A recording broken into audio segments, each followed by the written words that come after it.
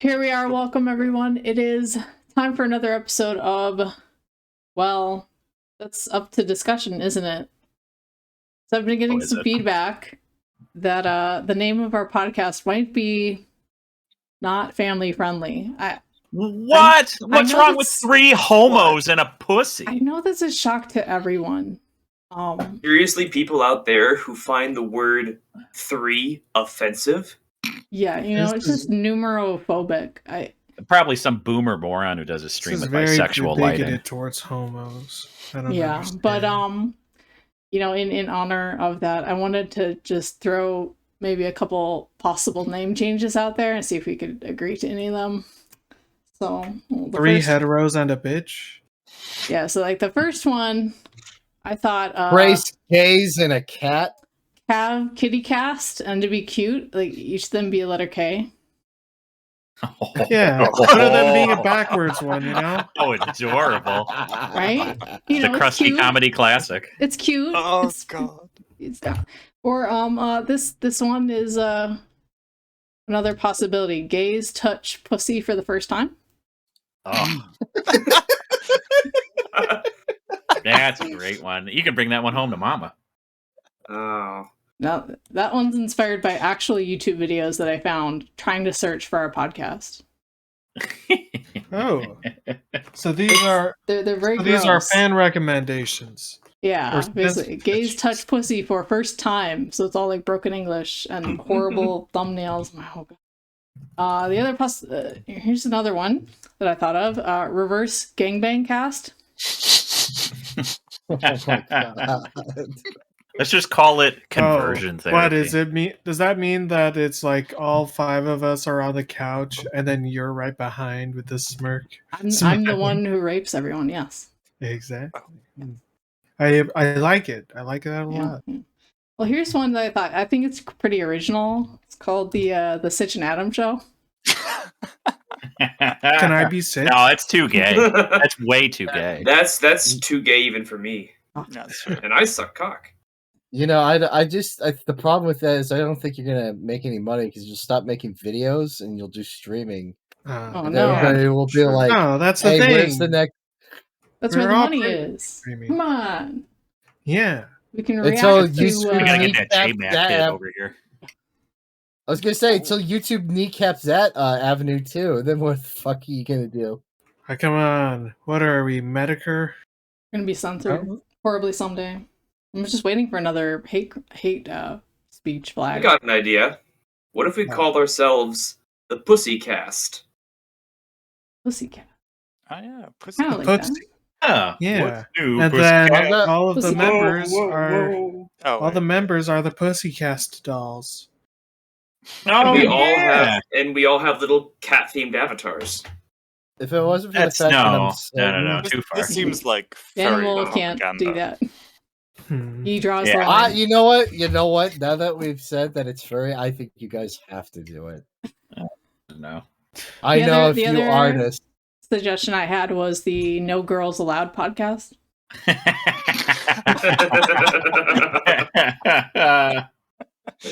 I searched for it and I did find someone else using the name, but it was just a bunch of pasty nerds talking about video games. So I think we could easily bully them. What about Non-Man's Not Allowed? Non-Man's Not Allowed? How about we name it Amazon Let's Read? Yeah. That can't be taken, right? I don't. The channel's not named that. Oh, okay. So yes, you could. Just call it the No Straight Men. No, the No Country for Straight Men podcast. No Country. That was actually kind of great. I like that. This is kind of good.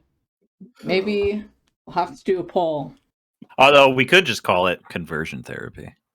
Ooh, I actually think that is pretty good. Oh, what about coercion therapy? Antoine Sure is a pretty gay name. Just saying. I don't know. I think you guys are overlooking gays touch pussy for first time. I'm looking at the videos right now. Just think of all the horny guys. Or who's looking at this? I don't even know. I am. I don't know what the audience for that would be. Well, 33 million What if we people name watch our it. show Free Robux? Free Robux. You know, Cav, I think you should just name your show after Club Penguin and then just abbreviate it in every title to CP. That will really help. Oh no! Ooh, that's No. That's a spicy boy. that's too far. God. CP inside. Even for me. Click here for CP. Oh, No. Oh, wait. I actually got a cat pussy. Although, you know what? Vosh does have a pretty big audience. We'd probably get him over here. that's true. That's You know, I mean, true. we got to Some of think. his We got to audience. think smart. We got to think economical of how to bring. I mean, people if we can include the tags Vosh, Voosh, and CP in each of the little things below the title, Oh, we'll get a massive audience in no time. yeah. CP I mean, we're just is stating- morally that's- neutral, as we Yeah, we're Oh, just God. stating. I mean, we're just stating facts. Voosh. I like By the that way, you know, by the way, reiterated that for the the other day. audience, we're talking about Club Penguin and Pokemon combat points. Nothing else. Yes. And COD points. Oh yeah, no, that's it.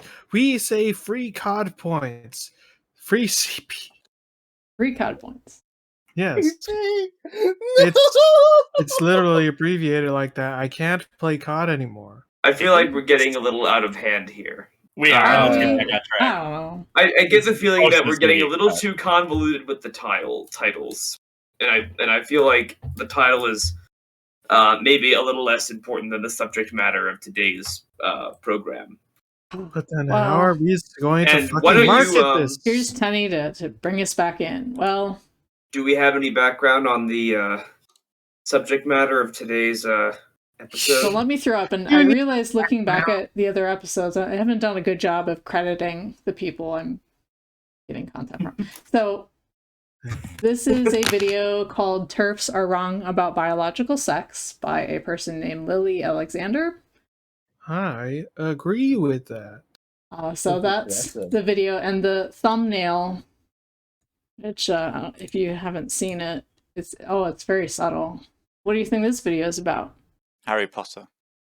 It's not about Harry Potter, sadly. No. Harry Potter and the Come Can I on, give you a- gotta be faster with the draw. Come on. Harry Potter and the Mystery of the 6 Million?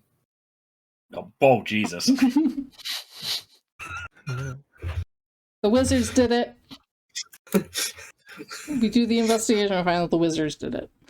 Let's I take a mean, look at canonically, it actually so take a happened look in at Harry Well, actually, what the Wizards the- did is they just stood by and watched it happen. That's what actually canonically occurred. look, I'm just saying Green Gots did 9/11. Fuck. But yeah, this is J.K. Rowling, a liar. TERFs are wrong about biological sex, and not just wrong. Apparently, they're lying. And this person will give their reasoning, primarily focusing on a book that we'll get to in a minute here. Starting from the left, we have Ray. Oh, okay. So I'm starting this off. I might not say a whole lot because furries aren't involved this time. Well, all right, Yeah. Tennyson, say hello. Hello, I'm Tennyson. I'm a regular on this program, and apparently we're going to talk about J.K. Rowling today, Gabbles. and that's about all I have to say right now. So, yeah. Very cool. Gabbles, what do you have to say for yourself? Gabble says trans rights. Oh. Is that a good introduction? Brave. Maybe? The animal? That's for my Twitter account. Ah, okay. Would you fucking femboy? Okay, we're pro femboy on this podcast. So you Are can we? contain it. You are. I did not agree to it. Go ahead, Danimal. Hey, I don't have anything funny to say, so hopefully I'll get funnier as the show goes on. That's cool. All right, it's me, Kava, here at the second to right, and then Amazil, you're at the very right. So go ahead. Yay! I'm the far right. Hell yeah! Let's go. Check his avatar. Is it anime? No, It's kind of one anime. thing that I did notice though is that with all of our looking at Gabbles is specific as Astolfo, and knowing that Ray is a furry, It seems that Danimal here is the odd man out. You're not and part normal? of Cat Gang. Yeah. The most Oh nice no! group. Oh, This what is a quite shame. bad. You must consider No, him. wait. Mario wore a catsuit. It's canon. Yeah, but he doesn't have it on. He's naked. He's not wearing it currently. That's a problem. Look, he only does it for his day job. Put on the dressed animal. I just want to point out that since I was all the way on the left and Amsel was all the way on the right, me and Amsel representing all sides of the furry community here, both the commies and the Nazis. Very nice. Perfect. Which one am I? Well, you said you're far right, so you tell me. I don't know. Furry Nazis. It's not the first time. I am going to press play and let's take a listen.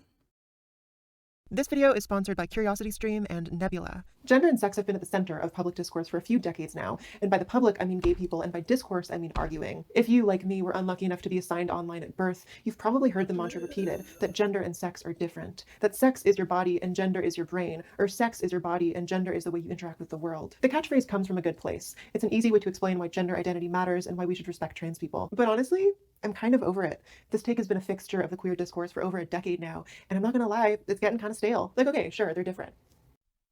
So, what now? Nowadays, distinguishing between gender and sex feels so tame, it's basically useless. But this wasn't always the case. In fact, for most of history, the distinction between gender and sex didn't exist at all. It's moving very quickly, but... Yes. First of all... Just over a minute in, and I already dislike this person's voice. Well, part of it is that it's sped up, but also, I understand the joke of assigned online at birth. Yes. But that's still very, very cringe, madam. And I hate you. There are a couple good jokes in here, actually, I thought. But, I mean, the production's good and all that. Yeah. But what strikes me is we're in a weird place because it was, as they're about to explain, it was that sex and gender were one thing. And then there came the discourse about sex and gender being separate. And now they're like reversing course. And I'm kind of baffled. Yeah, I'm confused as to why she's saying the most effective kind of, slogan that they have is now stale and boring. Like that's your most powerful tool. I was about to say, like, is this just a admission that she knows that they want to keep pushing it. They just nothing is ever going to be enough for these people. Well, time will tell. We'll see. No,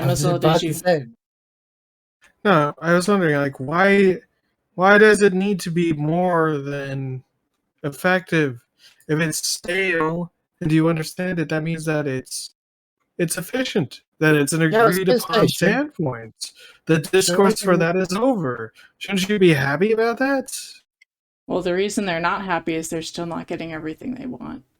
I was gonna say, wouldn't by process of it becoming stale and boring mean that it's becoming normalized? Yep. Yeah. Just accepted. You're like, wasn't that the goal? Well, we'll see what complaints remain. What I guess. more do we need? Let's see. So I also take some issue. We didn't even have a word. I take issue with the idea that it was helpful because the distinction helped us, quote, respect trans people.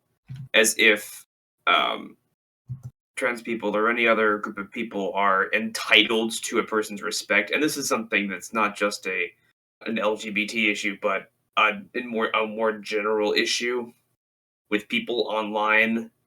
You'll notice that people sometimes say, X is good because it helps us respect Y group of people, when really respect is not something that a person is just entitled to from other people, because respect is something that you have to actually earn. The only person you're entitled to respect is yourself, and if you can't figure out self-respect, you probably aren't the kind of person who easily commands respect from others. My guess is respect is maybe the less precise word to use here. Maybe what they're more getting at is the separation between sex and gender created acceptance, because a lot of people, when they did that, when they separated sex and gender, like, okay, so your sex can be one thing but your gender can be another, and they decided that makes sense and therefore trans people should be accepted, which I think has largely happened, by and large. I wonder if they're just using respect as a synonym for validation. Could be. I mean, is it too early to just drop that these are probably commies and they just mean state-enforced respect? It's never too early to drop that. You got to keep that gun in the holster for now, I think. I mean, it could just be a simple case of sociopathy. Maybe. Yeah, communism. Yeah, exactly. For them. Women were kept from power because of their delicate constitution. The social aspect of gender, what it meant to live as a man or a woman, was explained away by biology. It all came down to sex. In the English-speaking world, it wasn't until the 20th century that men and women's places in society really came into question. The first wave of feminism had come and gone, and it was mostly a success for white women. But after they won their battles and a handful of legal rights were gained for white women, it became clear just how much more needed to change before we could be equal. People like those asides about white women. You have to slip in. Ones who got rights, you have to slip in the derogatory white feminism bit, because it's the worst thing ever. Yes, it's the worst thing ever because it. I was gonna say, what's the progressive stack here? Is this like like white men, straight cis white men are the worst, but then of course that's immediately followed up by straight cis white women. Right. Well, she's kind of got a point. I mean, don't look up Rebecca Latimer Felton. Who was a famous. Yeah. I mean, the famous suffragette who she wasn't against lynching. I'll just say that. Oh yeah, I know who you're talking about. Yeah, we're talking about the era of women's suffrage. That was like they 20s. did not necessarily get along. Let's just say that. No. However, once women's rights were actually instated, it wasn't just for white women. There's nothing in the law said only white women get this. Like, it didn't work that way. Yeah, the Constitution never really mentions race at all. The only time it ever mentions anybody of any ethnicity is when it makes specific mentions of Indians being tax exempt. I'd be curious to know what they mean by it worked great for white women. Like, in what way did that wave of feminism fail others? I mean, that suffragette you were talking about, Daniel, is that the same one that like went on stage or whatever when she gave her speech and said that if we are going to fight for the right to vote, then the white women's votes must come before black people or something like that? No. Because there was another one that did that. Yes. Yeah. I think that was like very unhappy that black men got the vote before white women. That may have been the sainted Susan B. Anthony. I'm not sure though. Yeah. So, like, to be fair to this person on screen, like, it's not like there isn't been this kind of these kinds of like white women first overtones in feminism for a while, but like on a realistic note, it's probably just because of the demographic breakdowns in America. I mean, I don't know if that's really been the case in feminism since like the 50s or the 60s. Yeah, I don't think this like second wave feminism cared that much. No. I could say first wave feminism, sure, because everyone had racial undertones and overtones in like the 50s and 60s. Right. Yeah, it wasn't until intersectionality entered the fray. But in the late 80s. It's a convenient mode to attack previous movements. Mm-hmm. It's convenient to throw them all under the bus, so to speak, because you're unhappy with where things ended up. Yeah, I mean, what they're trying to do is show that, oh, no, we're the good ones. We're building on the shoulders of these heroes, and we're really bringing rights forward. We're really the civil rights people. You kind of have to reinvent the mythos every time. Mm-hmm. Something interesting about feminism more generally is the way in which the basis for its arguments have shifted. from the start of the feminist movements to contemporary feminist movements, because the first major feminist writer was a woman called Mary Wollstonecraft, and she wrote a treatise called Vindication of the Rights of Woman back in 1792, I think. And her argument effectively was that women have the capacity to be as rational as men, and therefore their rights and freedoms should be respected just as we respect the rights of men. And this was right after the French Revolution. Let's go. Let's disprove it right now. Bring well, out the numbers. And I was the contemporary feminist movement has made it self-evident. Because they've shifted away from the idea of woman as a rational animal to give me privileges because I have a vagina. I am woman, hear me roar, rather than I am woman and I can be educated and I should be able to be free. Do you think what you're describing might be a shift from group to individualism? Or is it the other way around? I think it's a shift from rationalism to an outright rejection of not just rationality, but argumentation, philosophical argumentation in general. Because as we all know, philosophy has just been a bunch of dead white European males writing in response to other dead white European males. True. People began recognizing patriarchy as more than just the natural state of things. It was a system upheld in a million little ways, and it was one they could try to dismantle. Simone de Beauvoir's book, The Second Sex, really kicked this off in 1949, talking about how gender isn't innate, it's drilled into us from childhood. She calls out the church. Can we just remember that in 1977, Simone de Beauvoir and Jean-Paul Sartre were among a group of prominent French intellectuals who signed a petition to abolish the age of consent in France. Hey, whoa! Shut it down, stop the count. What you're saying is they are very based. Let's let the audience hear that. Just let it sink in. Yeah, well, if you had a knee-jerk response to hearing the name. Well, I have a knee-jerk reaction to hearing the name of French communist pedophiles, yeah. Gotcha. As most red-blooded Americans, which you are, correct?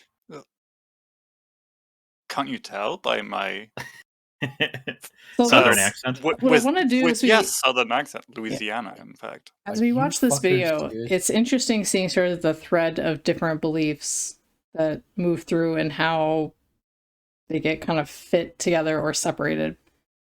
Starting with here, right, is the second sex.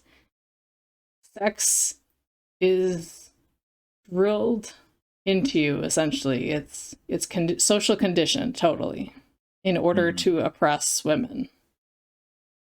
Is it though? Because wasn't there like a study that they did where they like literally took fucking babies, newborn babies, like that are in the hospitals, like, and they conducted a social experiment, which I know sounds terrible, but all they did was they just put two pictures on the the windows or whatever for the babies to stare at. One had a face and one had like a tool or something. Guess what they found on average? That the male babies would just stare at the tool and the females would stare at faces. So how much earlier can you get than literally coming right out of the vagina? Yeah, this is an experiment they used on intersex individuals to determine like if they're more male than female. Well, they didn't use it on intersex people. I think they have, but the way they conducted the research was they would take girl infants and boy infants and they'd like give them stimuli, and then they'd try to track whichever they could, figure out. And it seems like boys were more interested in mechanical things other than people, faces. There was a Norwegian scientist, I think. I think it should be noted. I think it should be noted that with that study, I don't think it was heavily reproduced. So you could definitely bring up that if you want to, but at the end of the day, still. Well, I thought it's been reproduced with primates. Haven't they shown with bonobos and chimpanzees that the females tend to be more nurturing and the males tend to be more mechanical minded? Here's the real question, right? do we associate that? What do we call that? That tendency of males to do X and females to do Y. The patriarchy. Do we call that? Is that a sex difference or is it a gender difference? This is where I can't follow exactly what they would call it. I think they would call it a gender difference. They could also. I see where you're going with this. I think they would group that with gender. I get on a serious note, Cap. I get where you're lining up here, but at the same time, you could probably just also say that it's probably a part of like just sexual dimorphism. Yeah.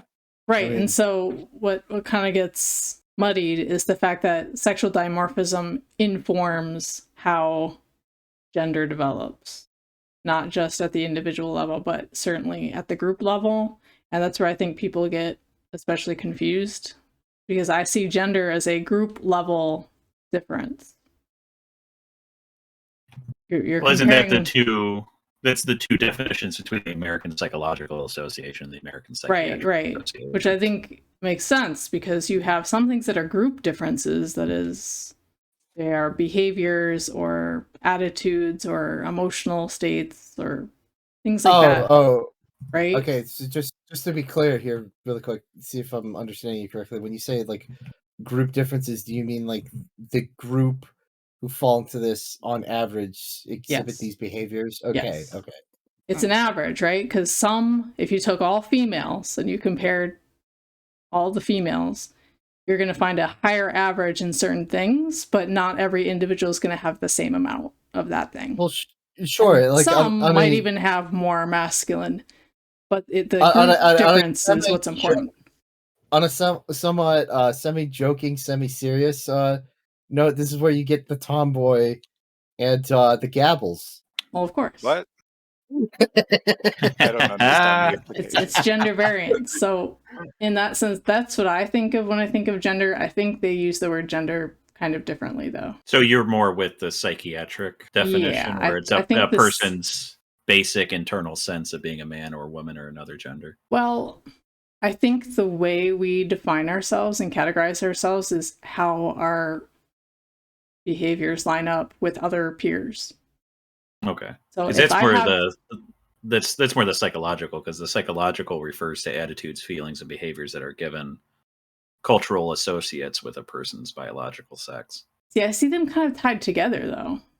Yeah. Because, think about sports. We associate sports with masculine. And that might be in part cultural, but the underlying trait, the reason boys pursue sports more, is because of that aggression and the competitiveness, things that are in fact biologically rooted. Yeah. So fuck you, Kev. Are you trying to take my guns from me? there's just an interplay. Like, the things feed into each other, which is why we have those stereotypes in the first place. Is because we observed averages, and we're like, these people on average do this, and these people tend to do this. That must be how they're supposed to act. It was just how it developed. So and that's all stereotypes are true. Every single one of stereotypes are true, but not for every person. Is how I would put it.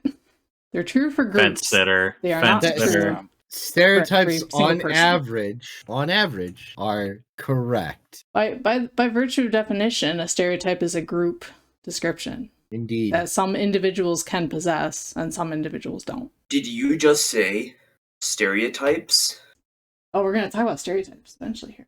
Let's go. Oh, we are. The institution of marriage and the state of modern motherhood, saying all are obstacles to equality. Later, in 1955, the sexologist John Money coined the term gender role while on a break from scarring children for life. Fuck this guy. With the groundwork laid, we were off to the races. Gender roles were...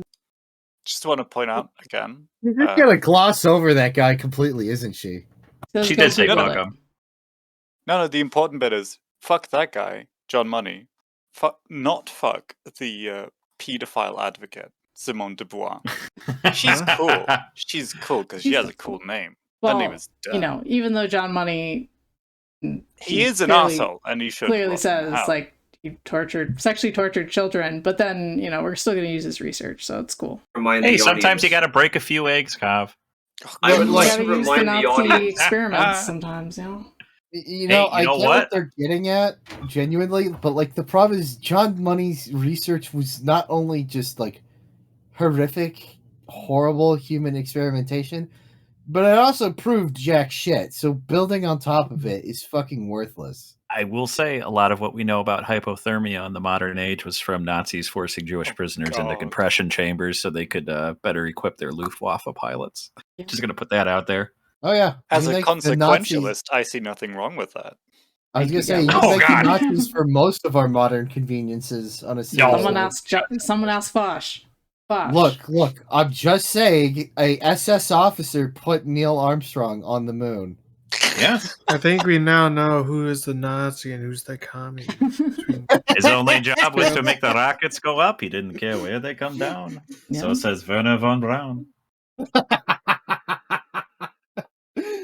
There you go. We're gonna learn John Money's definition of sex. Major focus of second wave feminism, and they've been in the spotlight ever since. Sure, the concept feels stale now, but in the 40s and 50s, talking about gender roles as separate from biology, as something we made up, was pretty radical. Acknowledging gender as separate from sex means that things don't have to be this way. Your birth sex doesn't have to define the rest of your life. We recognize gender so we can criticize it. This is where the so-called anti-gender movement comes in. A growing faction of the Catholic right, especially in Eastern Europe. What does she mean by when she says your birth sex doesn't have to define the rest of your life? Because it kind of does, because you're gonna age along with your birth sex. You're gonna have specific health consequences as you age that are specific to your birth sex, whether you transition or not. You know, I mean, prostate. I mean, prostate cancer is still going to be a big issue. You know, whether you transition or not. You know, I mean, that's. I don't think she quite understands what she means by that. As socially speaking, has anybody here had their life significantly impacted by their birth sex? Because I don't think that's necessarily define significant. I mean, girls wouldn't talk to me at school. I mean, that's about the most of it. But like, no, I mean, I think lots of people are impacted by their birth sex. I mean, women will develop, or not most, but a certain percentage of women will develop breast cancer and ovarian cancer. Yeah, I mean, outcomes are certainly shaped. The thing that these people, of course, are talking about is the whole, like, they're talking about, like, their identity or, like, what they want them, like, other people to view themselves as for some reason. Because, like, for some reason, they really, really want to say that, like, I'm X, therefore I'm not put in a box. I'm going to squarely put myself in this specific box and make my entire personality based around that. Even though I don't think a single person bases any of their personality traits off of being male or female. I did look up the anti-gender movement, like the Catholic stuff. It seemed mostly to be based on I don't know much about the Catholic Church, but they had that big Vatican convention where they reasserted their opposition to birth control, abortion, homosexuality. I didn't see anything about trans stuff necessarily, though. I thought that the Catholic Church said that gays were okay. No. It's up in the air. It's just been the Pope. Okay, no, so the Pope has not said that. No. People, you gotta understand. Okay, anytime well, the news no. reports on the Pope, they take some random quote of his, and it's not actually what he. Okay, so like Catholic Church has not changed its position. He did technically say something, but he more or less said something along the lines of, well, any person can still be forgiven. Meaning that they don't endorse it. They are not against, like, specifically, I think the thing he was referring to is, like, if he's like, well, would you let somebody who is gay attend church? And his response was, yes, you psychopath. Yeah, that would have never been controversial, though. Of course, you let anyone go to church. It's not that the Catholic Church doesn't still see it as a sin, of course, but... So all that is the sort of anti-gender stuff, and in fact, well, the article I read, which who knows how much of it was politically motivated, but says that the Catholic Church was the one who first started using the term gender ideology. But hey, you know, ideologies recognize each other. What can you say? Hey, a bullshitter knows a bullshitter. Europe and South America have been fighting against gender as a concept. They oppose it for the reasons you'd expect. It goes against God's will, it threatens the traditional family, and so on. The Christian right is deeply invested in women's place in society, so of course they don't want us to challenge it. But it's not just those Are you sure that want us to stop talking about gender.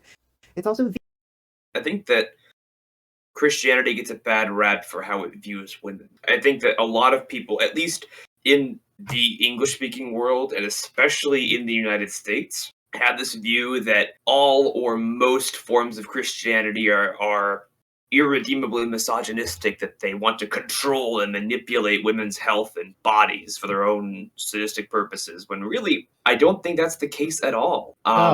Christianity kind of worships women. It does. It venerates Catholic women. Church. I mean, the Catholic Church has an entire field of study called Mariology. They have Catholics on a regular basis pray the rosary to the Virgin Mary, the mother of Christ. Femininity is actually exalted in Christianity alongside the sort of, if you could call it masculine, the God the Father. Then you have the Holy Mother, in whom the Spirit conceived Jesus. And even if you think of Jesus, he wasn't a pinnacle of what they would have considered hypermasculinity in himself. Even the Jews expected the Messiah to come in like a warrior and lead an army and conquer the Romans, but he didn't. Instead, he did a lot of teaching and he hung out with women and children. And yeah, he was a fucking hippie. It was like very hip by our standards. Like, that's kind of hippie, not this sort of hypermasculine. And it is interesting, they always frame it as controlling women's bodies, but they never frame it as controlling men's bodies, because Christians are also interested in that. I was going to say, Christianity condoms are no. You better not be masturbating there, little Timmy. That's against God. I think that Christianity, at least in the West, was the first religion that actively enforced an equal standard of chastity for both sexes, because in pagan classical Greece and Rome, there was an expectation that women were to be chaste, but also that men were just naturally lustful creatures, and that they were and Greek society was exclusively patriarchal. Women had their own separate quarters of the house. Women were considered less intelligent. They were not at all. They had no political rights. They had no. They were basically sort of the property of the master of the house. Do you know the only way a woman got a gravestone in Sparta? What way was that? If she died in childbirth. That's the only way that you could get a gravestone if you were a woman in Sparta. Of course. Or tomb. And when Christianity comes along, it says, yes, it's good for women to be chaste, but it's also good for men to be chaste as well. Because sin is sin. It doesn't matter if you're a man and you somehow have a naturally higher libido. You need to learn to control that and focus on things that are virtuous, so that your soul is in a better state and that you can be saved from perdition. There is a reason in effect, Christianity, and this is not just in the first few centuries of the early church. It's throughout the history of Christianity, and arguably, Christianity has lent itself as the basis for even more modern civil and political activism, including the civil rights movement and arguably early proto-feminism and first-wave feminism.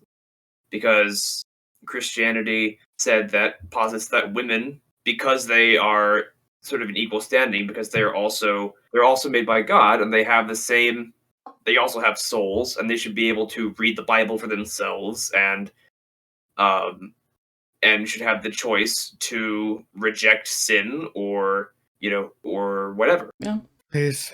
Invested in women's place in society, so of course they don't want us to challenge it. But it's not just those reactionaries that want us to stop talking about gender. It's also these reactionaries that want us to stop talking about gender. What a bait and switch that was. I guess it was in the title, actually.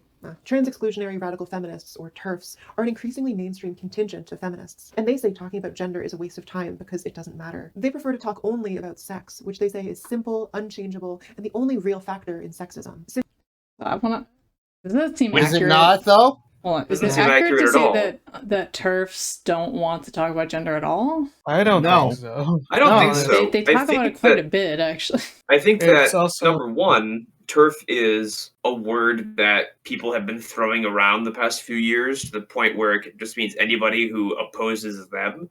Yeah. Or, but even if we did like focus in on who I would consider actual TERFs, like people who are radical feminists, right? Who think that patriarchy is the primary problem. If you're talking about them, they are going to say gender is important in that gender is an oppressive construct. I mean, really, this whole term of TERF is just an attack on apostates, as they see. I mean, there's no greater crime than being an apostate, correct? Yeah. Right. And I think that they focus a lot on the trans exclusionary part and not so much on the radical feminist part. Well, and I think that's part of painting them as apostates, I think, is that they're...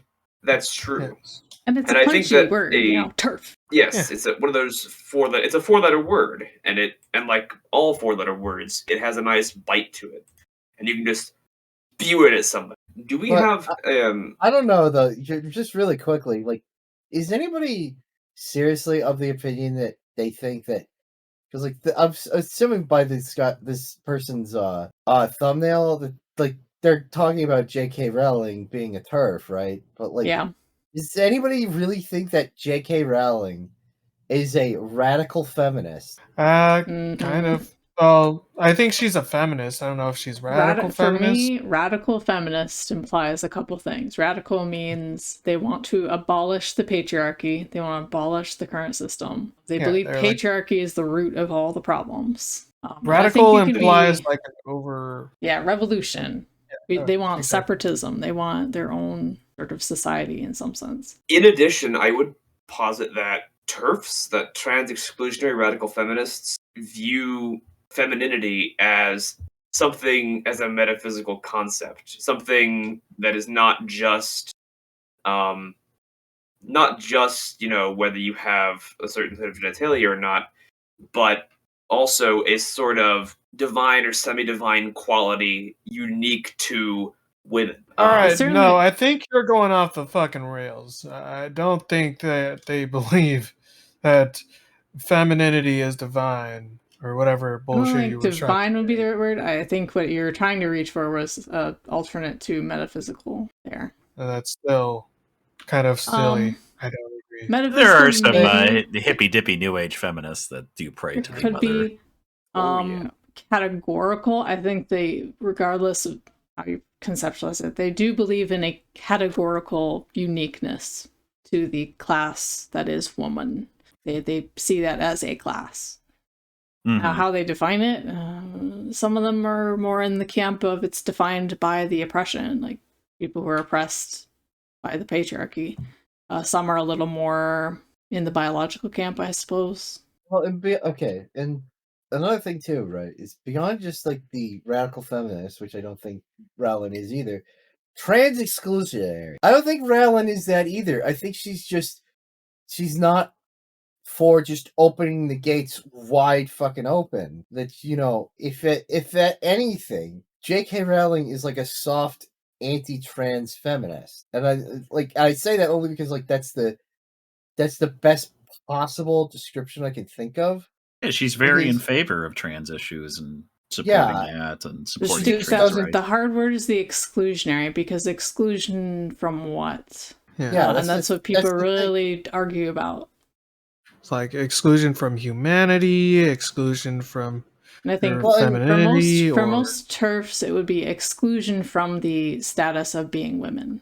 Mm-hmm. Yeah, and for Rowling, I think she mostly just brought up the bathroom thing and like the fact that like if you're trans or something, like you shouldn't just be, if you're a trans woman, so male to female, that you shouldn't just be able to go to female like abuse victim shelters or something, because you're still not like a biological woman. That was like, I think that was a lot of, I know the bathroom thing for sure. I'm very fuzzy on that second thing, but no, she goes pretty deep into skepticism of things like childhood transitioning. She's, even in her letter, she quotes a doctor that left the Tavistock Center. She was against like the hormone treatments and I whatnot. think it was even well, she's not against it. She's asking for more research into it. Because that was one of the first things she posted on Twitter, was she was responding to someone, or no, it was someone. It was a young kid who started to transition and then decided not to do it, and then posted about feeling pressured or something. Yeah. And she responded with sympathy and said, you know, and people jumped on that as if it indicated she believed no one should ever transition ever, which I don't think is at all her position. No. It's some TERFs position. I've encountered those. Yeah, for sure. Are you telling me that J.K. Rowling had a reasonable, skeptical thought and an ounce of humanity when it came to somebody who went against the narrative? Well, even the big thread that went viral, that gets suppressed every year, was very like, not saying this, not saying that. It was very capitulating and trying to be gentle, and didn't work. People still acted like she was saying something crazy, even though she's like, chromosomes are real. I'm like, well, we're not saying chromosomes aren't real, but well, yeah, chromosomes are a social construct, as we all know. Yeah, they're not saying that they aren't real. They're just saying that they don't affect anything and nothing. They don't matter because you can just ignore them. Which is effectively saying they're not real, but whatever. Dan, well, you saying that the Y chromosome is actually physically different than the X chromosome is just... It's far inferior, actually. Yeah, it's like way less information. Wait a minute, is the XY the male or the female one? I forget. The Y chromosome is the male. Oh, the Y's far superior, is what I meant to say. By the numbers, it's got fewer genes. Sorry, buddy. It's been a while. Since I've been in high school biology. Biology is king. I know that to many in the trans community, this line of thinking is distressing. If what they say is true, then trans people have no hope of being accepted as our true gender. All of us are doomed to be defined by our birth sexes forever. But is it possible TERFs have a point? No, not at all. Today, I'm here to examine what TERFs believe about sex, what they believe about gender, and why they're bafflingly wrong about both. Buckle up, baby. Just absolutely not. Like, they're just completely 100% wrong. No, she's gonna prove it. Yeah. Only so many facts. Let's get some facts. I don't need to watch any more of this person to know that she's just spewing horseshit. We just need straight facts. Well, queer facts, I guess, but straight facts. Even the most radical, like extreme flat earthers have actual points that are true that they make. Well, let's hear her points and see what the validity is.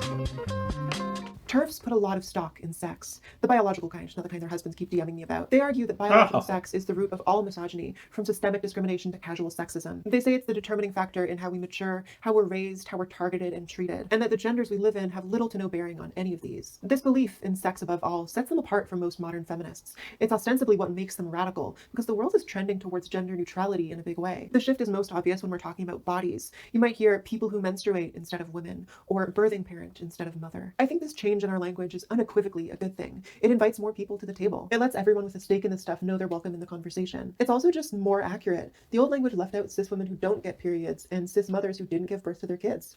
What do we think about people who menstruate? People with cervixes? I don't understand what she means by it brings more people to the table. Because the vast majority, does she mean just the like 0.002%? The phrasing, people who menstruate brings in cis women who don't menstruate. Maybe she got it backwards. Maybe. Somehow. Because that doesn't make sense. Is there a woman who goes through menopause and like hears like the term woman, like, and is like, oh well, I don't menstruate, so I guess I'm not. I actually would have the opposite. Yeah, it's like the flip. I think the conversation would have been saying woman when you're talking about women's health excludes. If you say women, then you're discriminating against trans women who don't menstruate or something. It's very strange. Probably isn't that? But hang on, like saying like so the whole point of the trans respect that she was talking about earlier, which validation, understanding, and accepting trans people into society is understanding that they are in fact who they say they are. When they say I am a woman, we accept and we respect and we validate that they are women. So doing this gender neutral language isn't to include them, because I think that's what she means when she says it brings more people to the table. It includes trans people. Yeah. Well, is that not just placing a magnifying glass on the fact that they're trans? Also breaking up individuals into little bits and pieces, which is kind of gross. Yeah. I think the assumption is if a trans person reads an article and it says this and this about women's health and it's about menstruation, they're going to feel like, well, I'm not a woman, but they're talking about menstruation and I menstruate. And that just causes me distress to read about that. Read people refer to menstruators as women. I don't know how actually prevalent that is. If you are menstruating, but you're a trans man, I think you understand what's going on. You're not deluded enough to not understand why. Oh, maybe she is. Maybe they are deluded. Oh.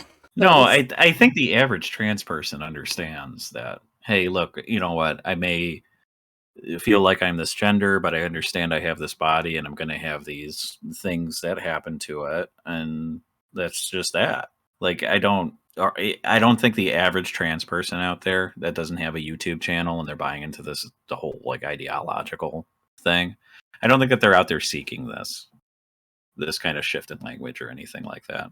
As a great man once said, we should let the 99% center define terms, not the 1%, the 0.1% on the outliers. I think that was a super chat, actually. Yeah, that was me. I mean, it's kind of the rules of language. Language is dictated by how the majority use it. So this insistence that a small group of people are going to command everyone else to start using words. But it's just this idea that excuse me, we like to say people kind around here. We like to be inclusive. Shut the fuck up. We do chest feeding. Is MPreg not acceptable in these parameters? Well, no, it's not because it's male pregnancy. Is it we all know transphobic? women can. Yes, because some men don't actually wait. Some men get pregnant. That's true. Women can get pregnant too, Carv. Oh.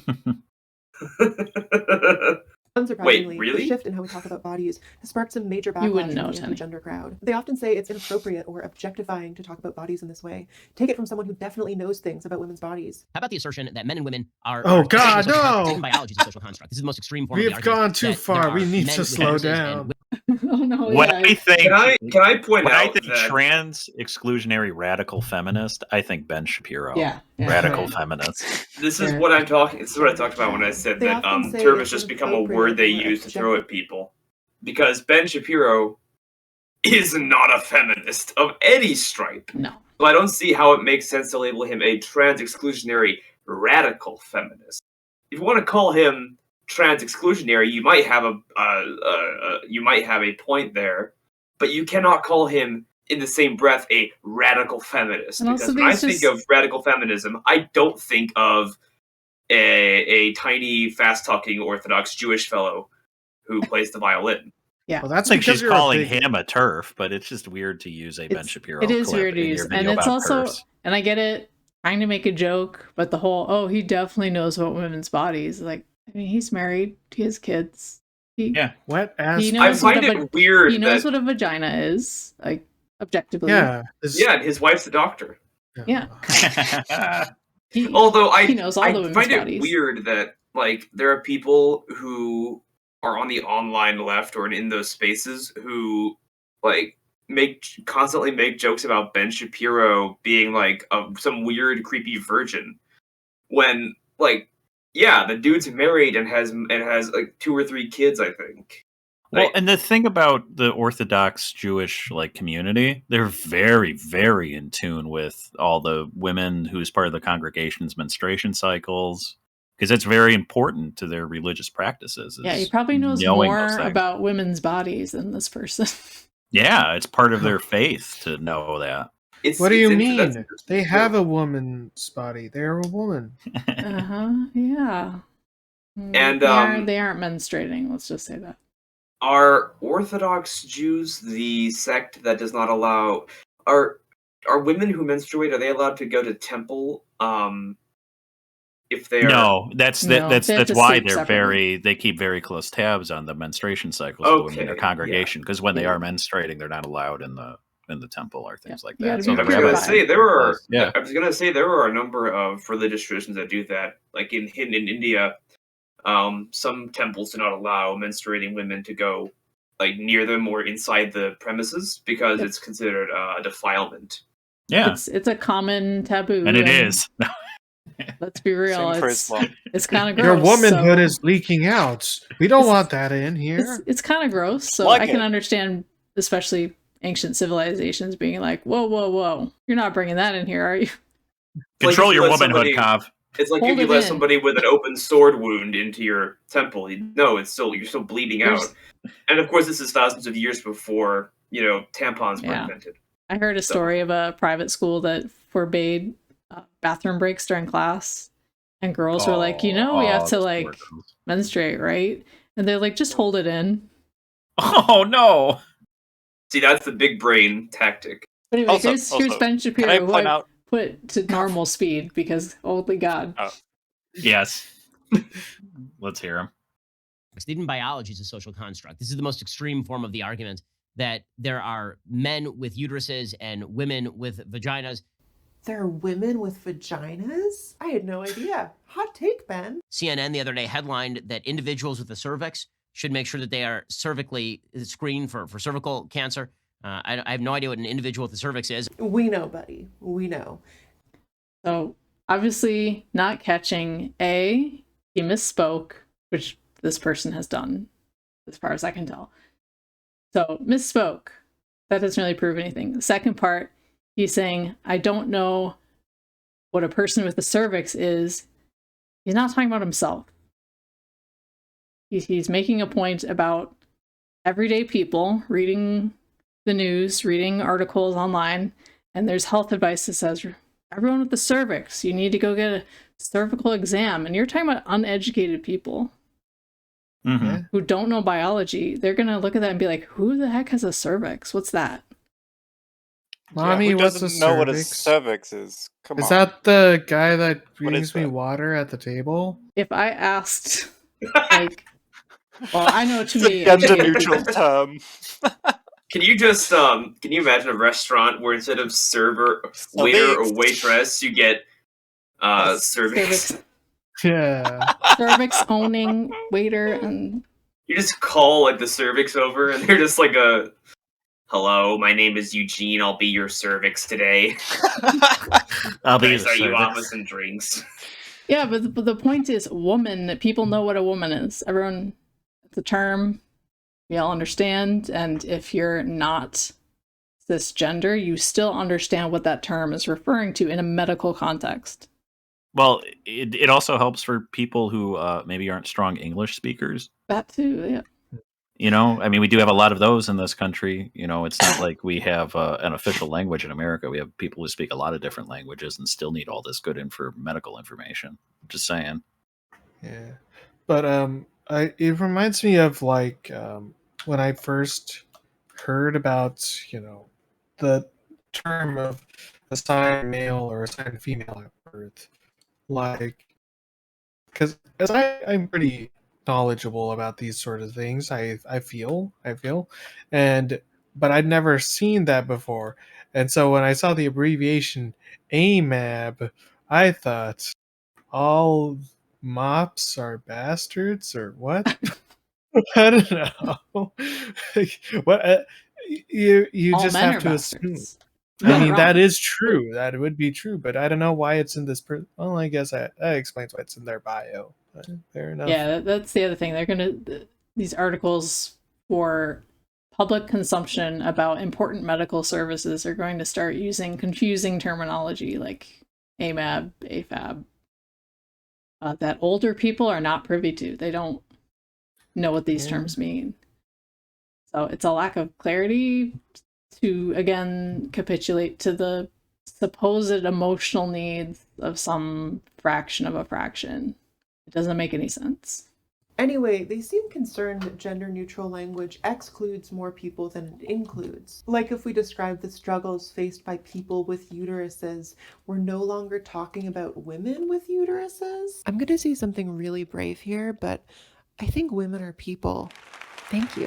TERFs seem especially concerned that we'll abstract words like man and woman into meaninglessness. They argue that if we approach biology in a gender-neutral way, we won't be able to talk about sexism or discrimination anymore. As a counter to that people who try to take a gender-neutral approach to biology believe that in not doing so, in not taking that gender-neutral approach, that they are succumbing to sexist or bioessentialist impulses.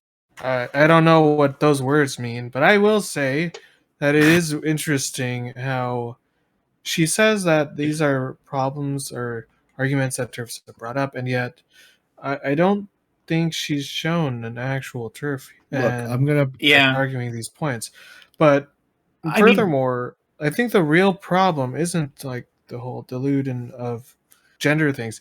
I'll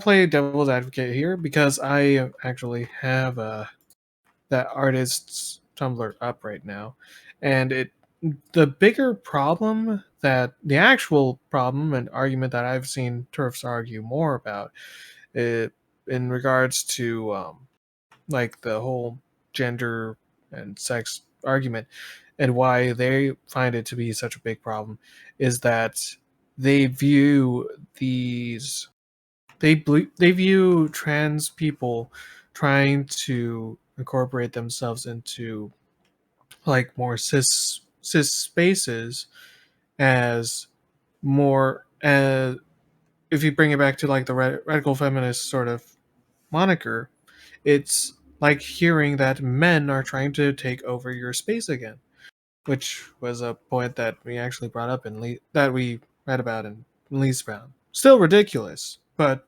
also a bit more understandable. It's not so much about like, oh, what is there? Not so much getting into the weeds and the grays of why what makes this biological.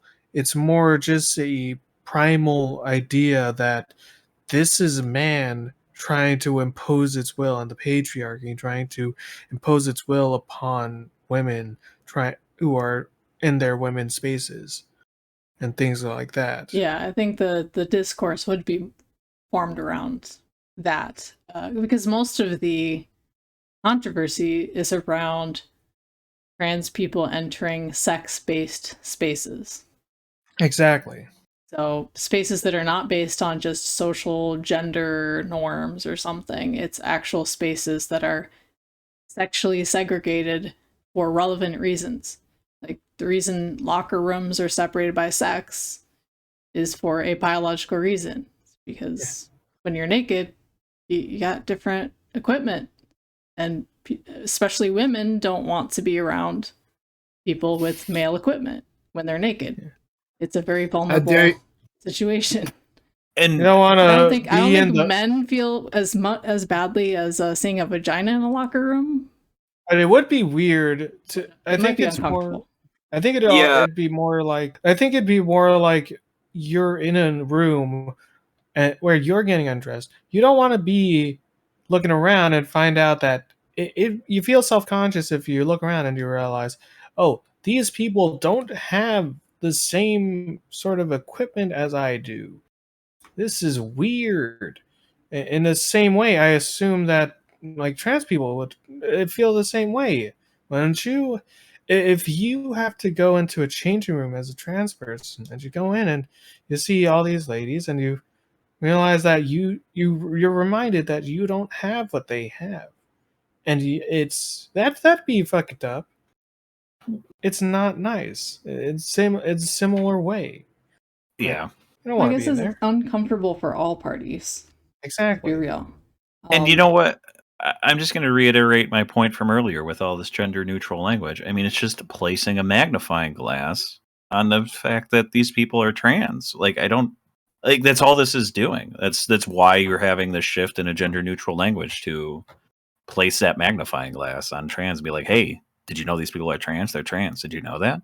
I think most trans people don't really want to be reminded or have it known that they're trans all the fucking time. Some, but Yeah, but once again, I mean, it's like the Twitter people, like that like represents the small minority of a small minority. And I think there are two very different groups. There are, and I've talked about the bathroom issue a lot, where I kind of stand on that, which is I don't really care about the bathroom issue that much, but there are classes.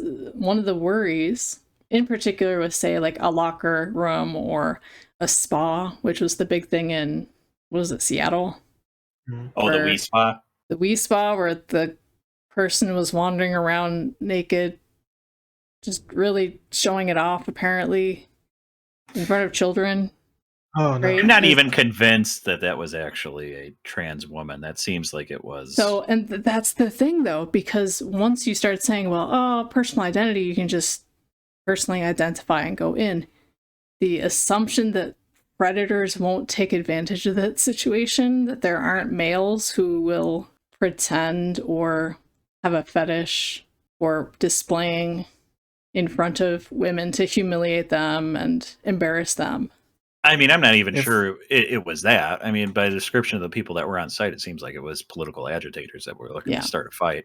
If I may make a terrible, terrible, edgy joke, I think it's safe to say that they did personally identify as female, but legally they identify as pedophile. We're doing it in front of a very small child. Oh no. Yeah, it's like, and I would think a genuine trans person would be like, avoid that situation at all costs. Yeah, absolutely. Yes. And going back to what Danimal said a few minutes ago about putting trans people under a magnifying glass, it's probably true that most trans people don't want to be reminded that they are trans. And most cis people, unless they're extremely religious or extremely somehow paranoid, probably don't care either way that a person is, that there are people who are trans who exist and live alongside them. But I think if you keep magnifying a trans person's, I guess, transness, they're just going to say, get that out of my face. No, I don't care.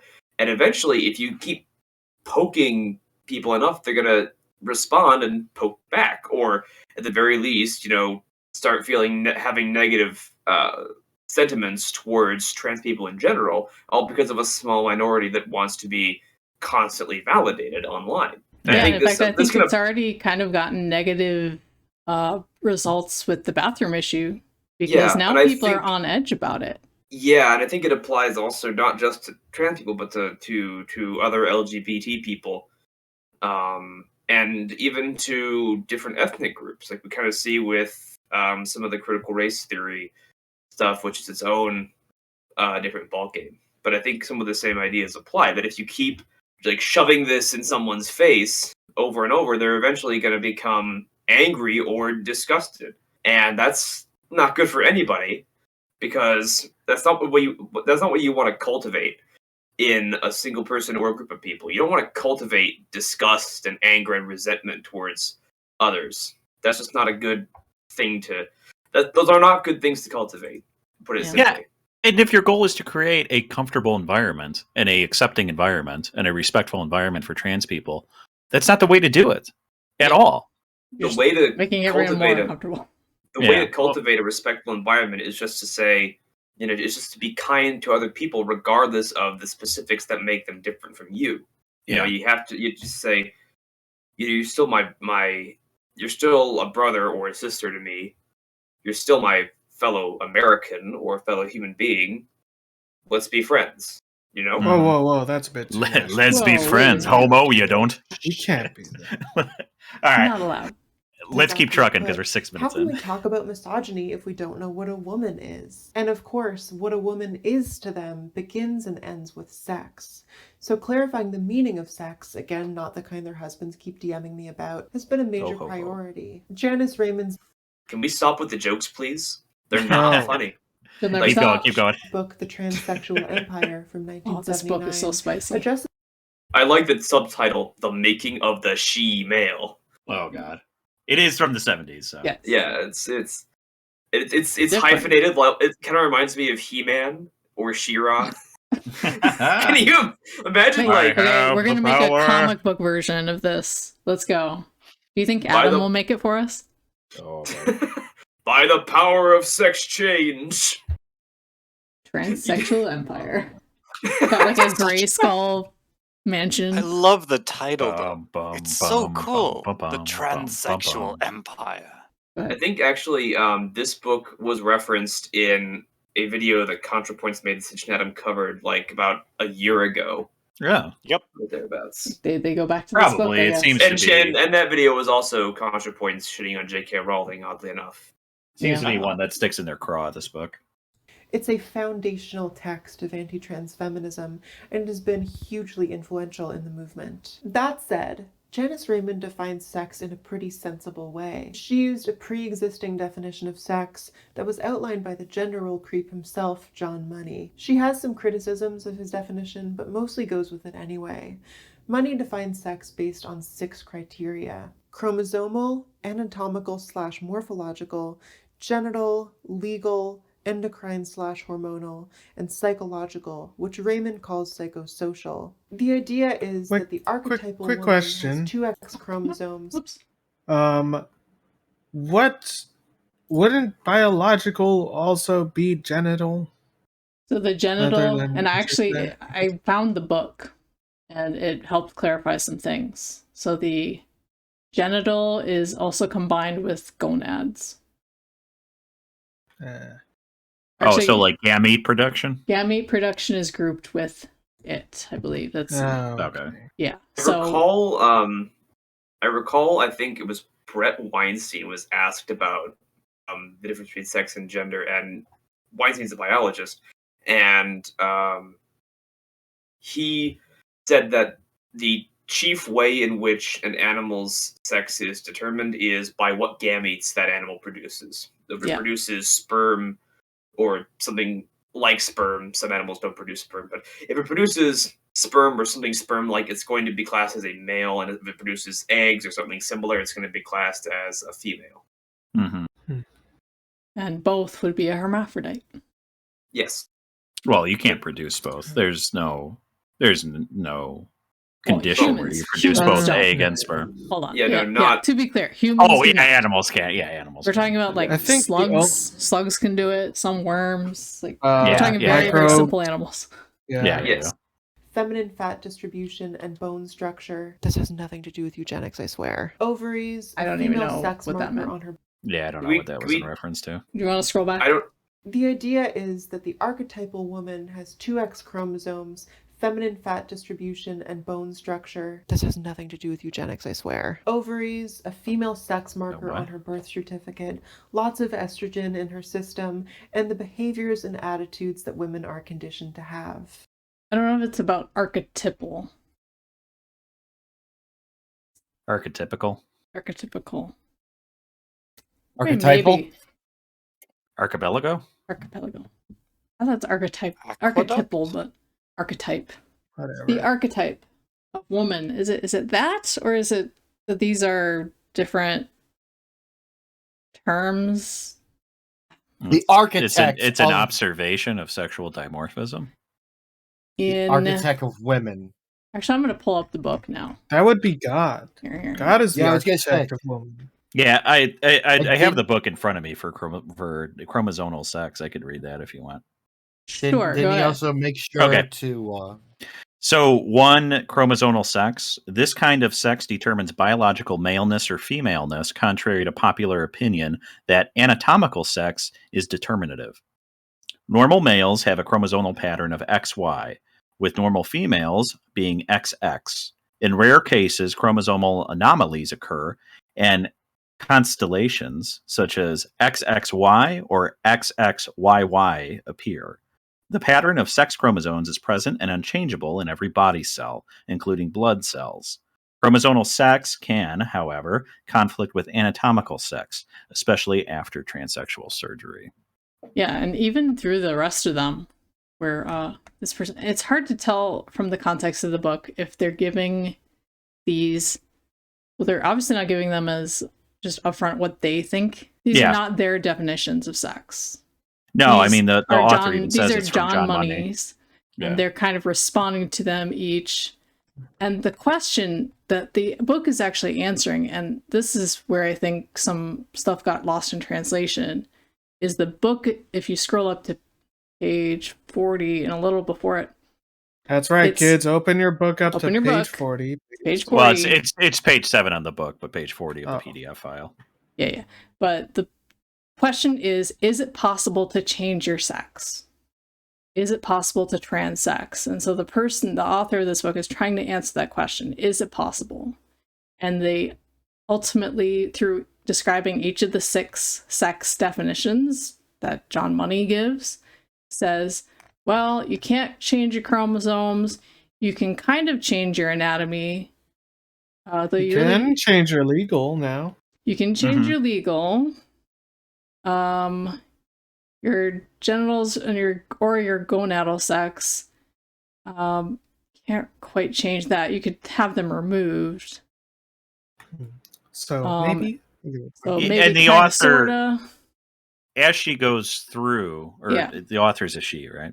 As she goes through all the 6 different things that John Money's talking about, she marks in the definition that this can be changed through this method, that for transsexual therapy, whether it's surgery or hormonal things. Well, but for genital or gonadal sex, this kind of sex is the collective term for testes in a male or ovaries in a female. Well, 2 out of 6 ain't bad, or 2.5 out of 6 ain't bad.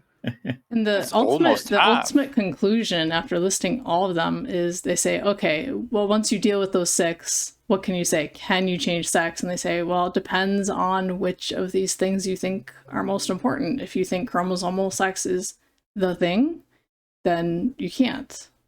You can also look at each of these things and find that there are limitations to the kinds of changes that can be made. So, for example, anatomical, you can get surgery to get organs that look like the opposite sex, but they are not either materially or structurally the same. They can't do the same thing. You can have kind of facial reconstruction, or you can do some facial reconstruction like in order to change your anatomy. Right, those are sort of the secondary characteristics. And then, of course, like hormones, you can take hormones, but you got to take them for life. There's no way to make your body start producing the other hormone. So there's limitations on all of them, which this person will totally ignore and just breeze through like, oh, so we can just change our sex, even though the book is saying, look, changing sex is actually really problematic. I'm curious, actually, now that the book lined it out the way that it did with the chromosomes and anatomy. Is there any cases where, let's say, the chromosome pair is XY, but the biological anatomy without human interference conflicts with that? Yes. Yeah, isn't that chimerism or no? Well, there's a specific instance where you can be an XY woman, and there's at least two different types that I know of. One is your SRY gene, the gene on the Y chromosome that's supposed to trigger male development, is either broken or damaged, so it doesn't work, and effectively you just develop as a 1X female. Which does not sound like a fun time. It's not a fun time. You are sterile and you have health problems the rest of your life. Don't you have lung and heart problems, I think? Yeah. It's not a good time. The other one, which has its own problems, is you can be an XY, but your body resists testosterone. So essentially your chromosome, your SRY gene works, but the moment testosterone goes into your body, it gets converted to estrogen. That's an androgen deficiency or something like that? Yeah, something like that. Is that what they mean by totally develop as a female, but you have internal gonads, I think. Yeah. But you have a vagina, you have breasts. In fact, you're like super feminine because you're pure estrogen. Yeah. A lot of XY females are models because they're totally they're like hairless and hyper feminine. It's more estrogen than most women, right? Your mom better have named you Venus, otherwise. But they're also, infertile. So yeah, it doesn't work that way. So it can happen, but it's still determined by something biological. It's something either in your chromosome, in your gene, or the way your body develops in response to that gene. What you're saying is that true trans people were literally born this way. Yeah, it's interesting because that was that article that got sent to me where they talk about all the different developmental disorders of sex and how women or men in those groups identify, and they find there's just no correlation. You can have women who are exposed to tons of testosterone in the womb and come out very masculine and like have even weird genitals as a result, but they still identify as women. There's no higher rate of transgenderism among them. Yeah, there's no disconnect between their gender and sex. Yeah, it's one of those theories that gets thrown around, right? It's, people are born trans because they're exposed to this or that hormone. It's like, well, we've seen actual measurable differences in sexual development that just don't seem to affect that at all. And I think a lot of those theories came out because it's relatively recently that we understand the effects of estrogen and testosterone on the system. I think that endocrinology is relatively a recent scientific field, like within the past 100 years or so. Oh yeah. I didn't mean to derail us so much. I was intrigued by it and I was curious. I don't know. I might like to look into that more for just a pure curiosity's sake after this. There's a really good interview Benjamin Boyce did with an XY woman. Mm-hmm. If you can stomach some like child abuse, because there's some really bad. Yeah. Oh boy. But, I will say Benjamin Boyce is great for long form content about transgender issues that isn't purely ideological, because he has a lot of different guests on, and it's great because he has just free form conversations that can go on for like a couple hours, and they get really, really deep into it, and I highly recommend, if you want some like good listening material about this stuff, check out Benjamin Boyce's channel. It's fantastic. Yeah. I'll link to that XY interview for sure. He's mastered the art of active listening. Yeah, that soothing voice. They get some feminists triggered. Oh, it sure does. It's so funny. Hopefully one day I'll be on and we can have a soothing voice off. Ooh. What? Oh. And sure.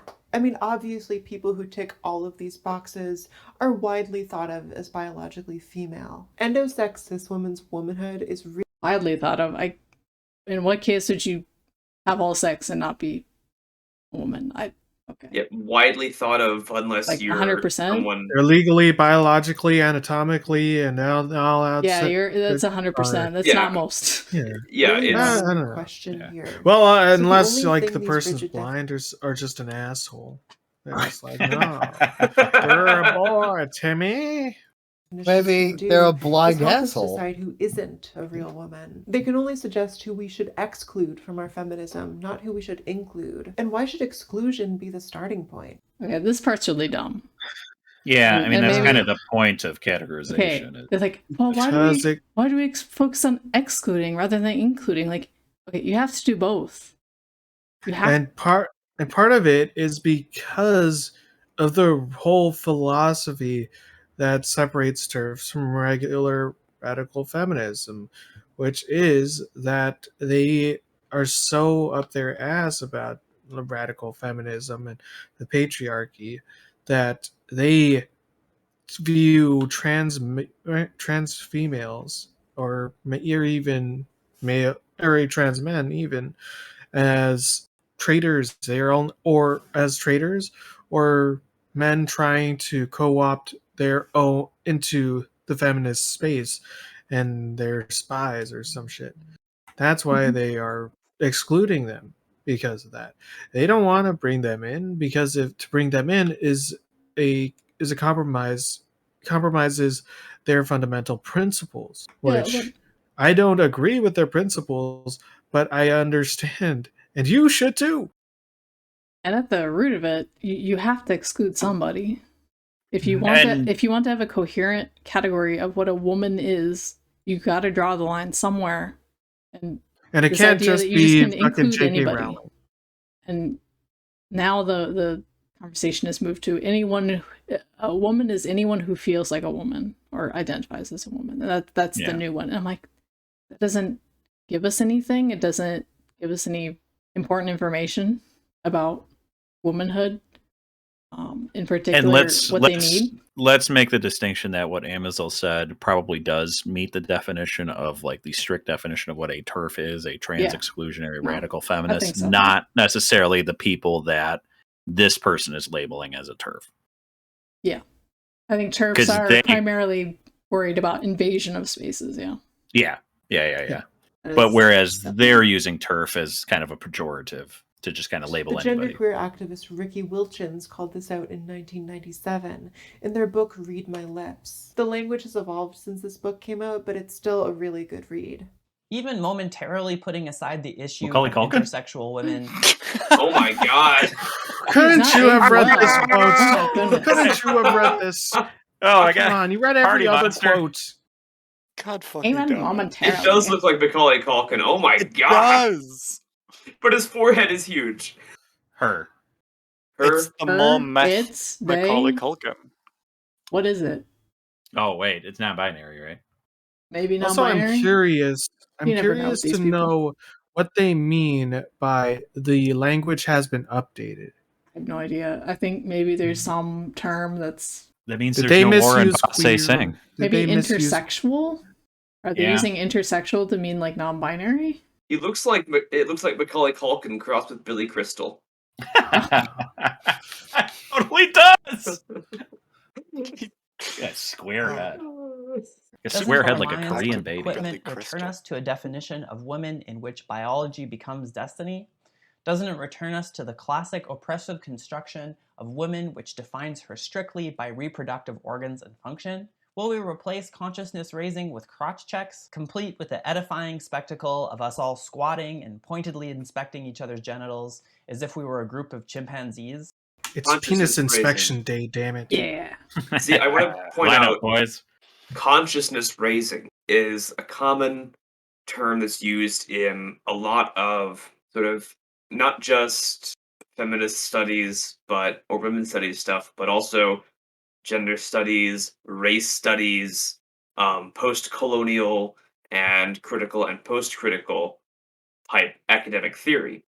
And that, I think, tips the hand as to what these writers are going for, because it's not about undoing conceptions of gender. It's not about doing away with this or that idea of sex and what the sexes are. It's about raising consciousness, collective consciousness, class consciousness, if you will. Ray was right. They're communists. We figured it out. Oh. It's just like when people talk about, racial justice. It's not actually about racial justice. It's not about justice. It's about capitalism. It's about a social and cultural revolution. Yes. I want to comment on, this is a very common tactic that I see particular queer activists use, is where they suggest if you care about sex as a category, you just want to stare at people's genitals all day. They do this. Why are you so infatuated or interested in people's fucking genitals? Yeah, what? You're running around just flipping up people's skirts and stuff? What's wrong with you? Why do you want to see everyone's genitals? It's like, no, I don't want to see everyone's genitals. That's part of the point.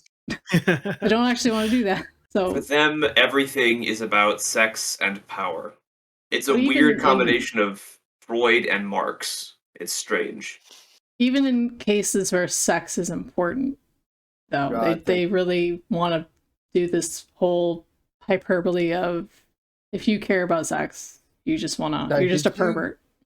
Okay, so I made the mistake of looking back at the screen a third time, and I'm not just seeing Macaulay Culkin cross with Billy Crystal. I'm seeing Macaulay Culkin, Billy Crystal, and a lesbian sport coach. One. Are you thinking of Glee? No, I'm not thinking of. No, yeah. Well, we started out to liberate women. We wanted to represent their political interests, and in so doing, open up whole new horizons for them. Yet, our first act is to fence off the things that they cannot do and still be considered women. Our message is no longer, you are free to become whatever your talent and heart allow, but rather, you are free to become whatever your talent and heart allow, as long as it's not too masculine or too much like men, as long as you continue to look and act like a woman. And it appears that the woman you will look... This brings up an important point. Liberation, or to liberate, is a very common theme in this kind of literature. And I think there exists a kind of desire to liberate, not just in the social or political sense, but to liberate collectively all of humanity from the human condition itself, from the state of being human, from the perceived boundaries of nature and industry.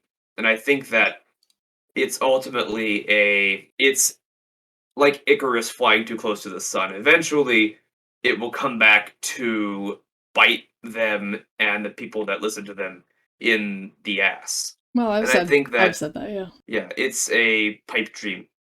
You deconstruct enough, and you'll come back to the construct at the end of it. It'll cycle back. Yeah, it's like if you create a paradigm of intersecting identities, if you intersect long enough, you arrive back at the individual, which is where you started. I want to pinpoint this quote.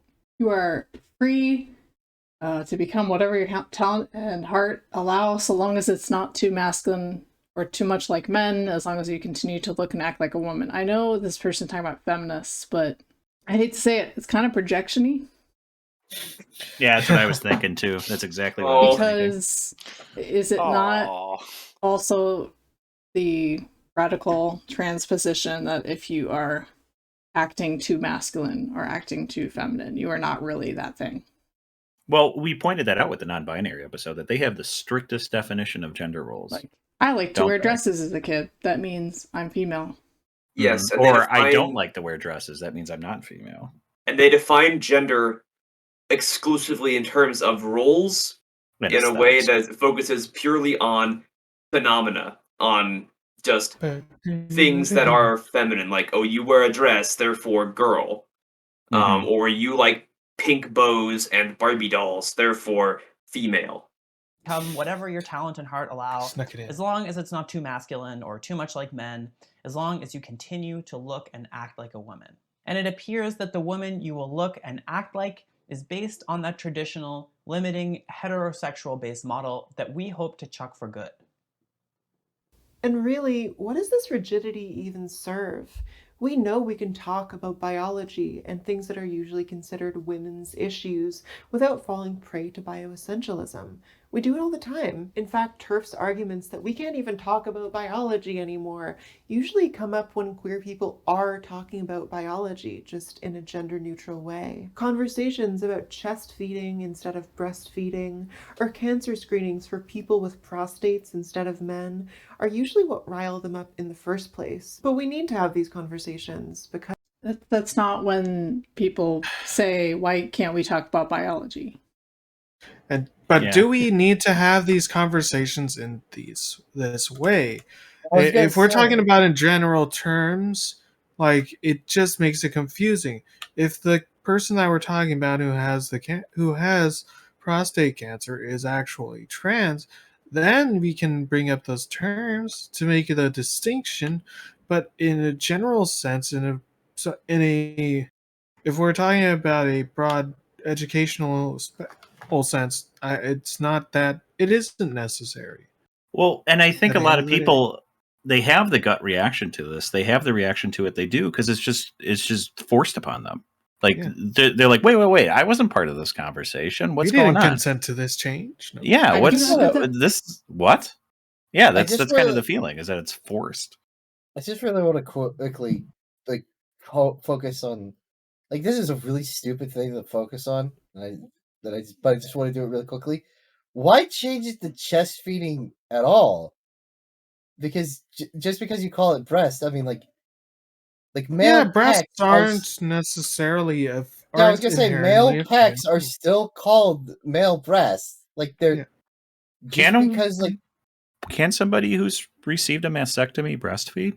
I thought that kind of removes the plans that does that, right? Yeah, that's the other thing, right? what is the specific like use case for this language phrase here? Test feeding. So somebody who's transitioned but didn't get rid of their breasts and presumably had a child, so also didn't have bottom surgery either. So what is this person? Just like, is this totally They're like a late mechanical? bloomer? Do you know there are cases of trans women who have induced milk lactation? I can only imagine how it tastes. Buttery. Tastes like creamy. See, once you bring up the idea of trans women lactating, you bring up the idea of trans ethos and their simps who will pay money for just a drop of that sweet, sweet boy milk. Oh. Hey, don't you bully me, okay? Well, the good news is anyone can do it. And you'll get like a bunch of simps saying on Twitter, "Please, just a drop." I know what my side hustle is gonna be. Ew. Hey, you know. I'm sorry. I just like the amount of like just fucking with your biology you'd have to do to get to that point if you were, say, biologically male. I don't even want to know. Some men lactate due to do you mean hormonal lactating? imbalance They do. naturally. Yeah. I don't know No, you about can the literally nutritional just value. suckle. No, you can literally just like put a pump on your. If you're a man, you can put a pump on your nipple and just have it like going. Yeah, And you gotta stimulate it for quite a while, and eventually. You'll actually lactate. It's really fucking weird. Yeah. Yeah, you have you're physically. Yeah.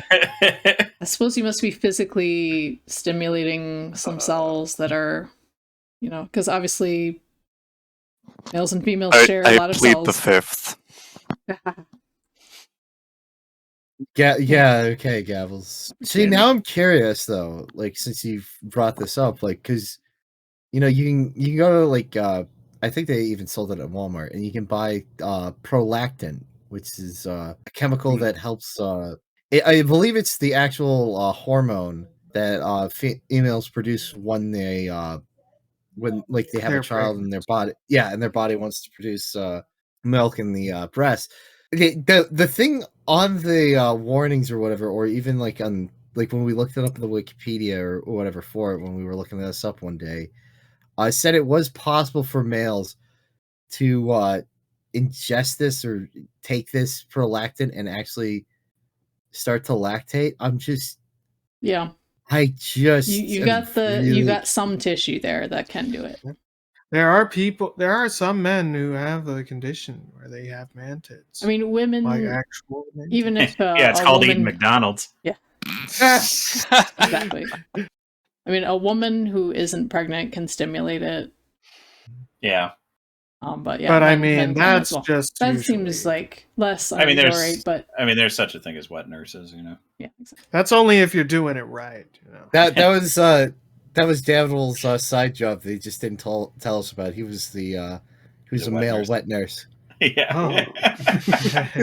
Beautiful. Hey, he's seen so much pussy. He's like, that's it. I'm going. Because, of course, trans people know that sex matters. We know this because all people have sexed traits that impact our lives. For a trans woman, this could look like having broad shoulders or having breasts, or the unique way people treat you when you have both. We aren't ignorant of biology at all. In fact, I think trans people have a really valuable, really unique point of view on sex and the many things it entails. For instance, I have some traits that aren't considered female, like I can't get pregnant, and I have a good sense of when they matter and when they don't. It matters when I'm talking to my doctor, and when governments pass draconian abortion bans. It doesn't matter in my daily life as a lesbian partner to someone who couldn't get me pregnant anyway. It doesn't confer privilege in a job interview or when I'm walking alone late at night. I wish people trusted that trans people know what our lives are like and how our bodies impact our struggles. I mean, how a lot of us... Would that privilege continue to not be given if they didn't present as female? The reason you don't want to walk alone at night as a woman is primarily fear of attack and in part fear of sexual assault. If you're a biological male dressed as a female, the reason men might target you is not because they realize you're trans. It's because they think you're actually biologically female. I mean, that's why Gabbles walks alone at night purposefully. He's hoping for that. Yeah.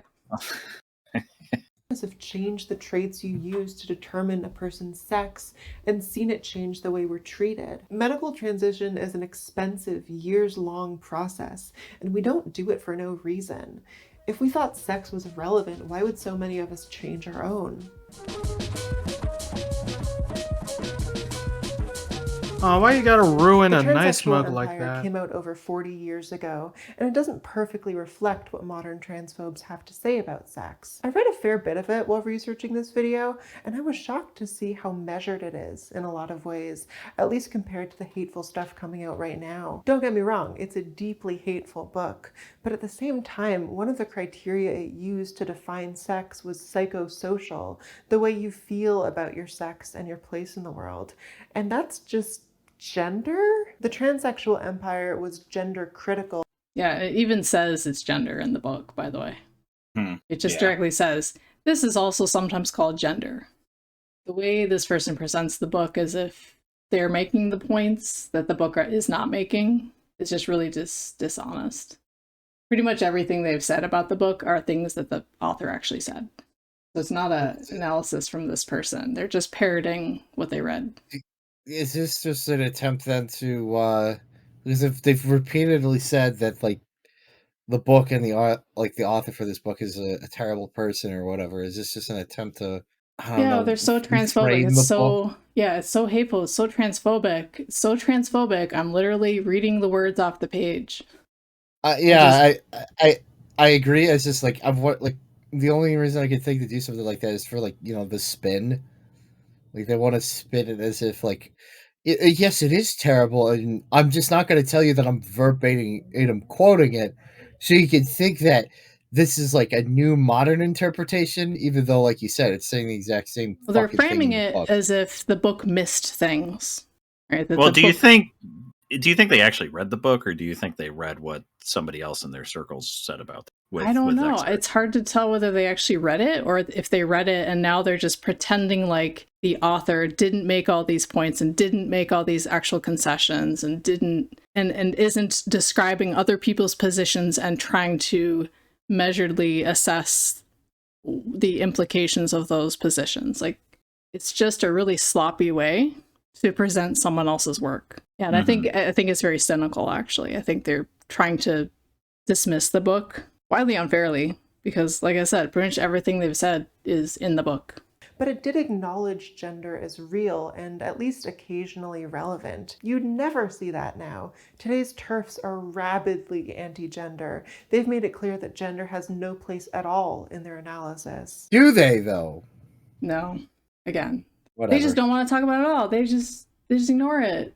For modern TERFs, sex is simple, immutable, and objective, where gender is just the opposite. It's imaginary, it's immaterial, it's far too slippery to be of any use.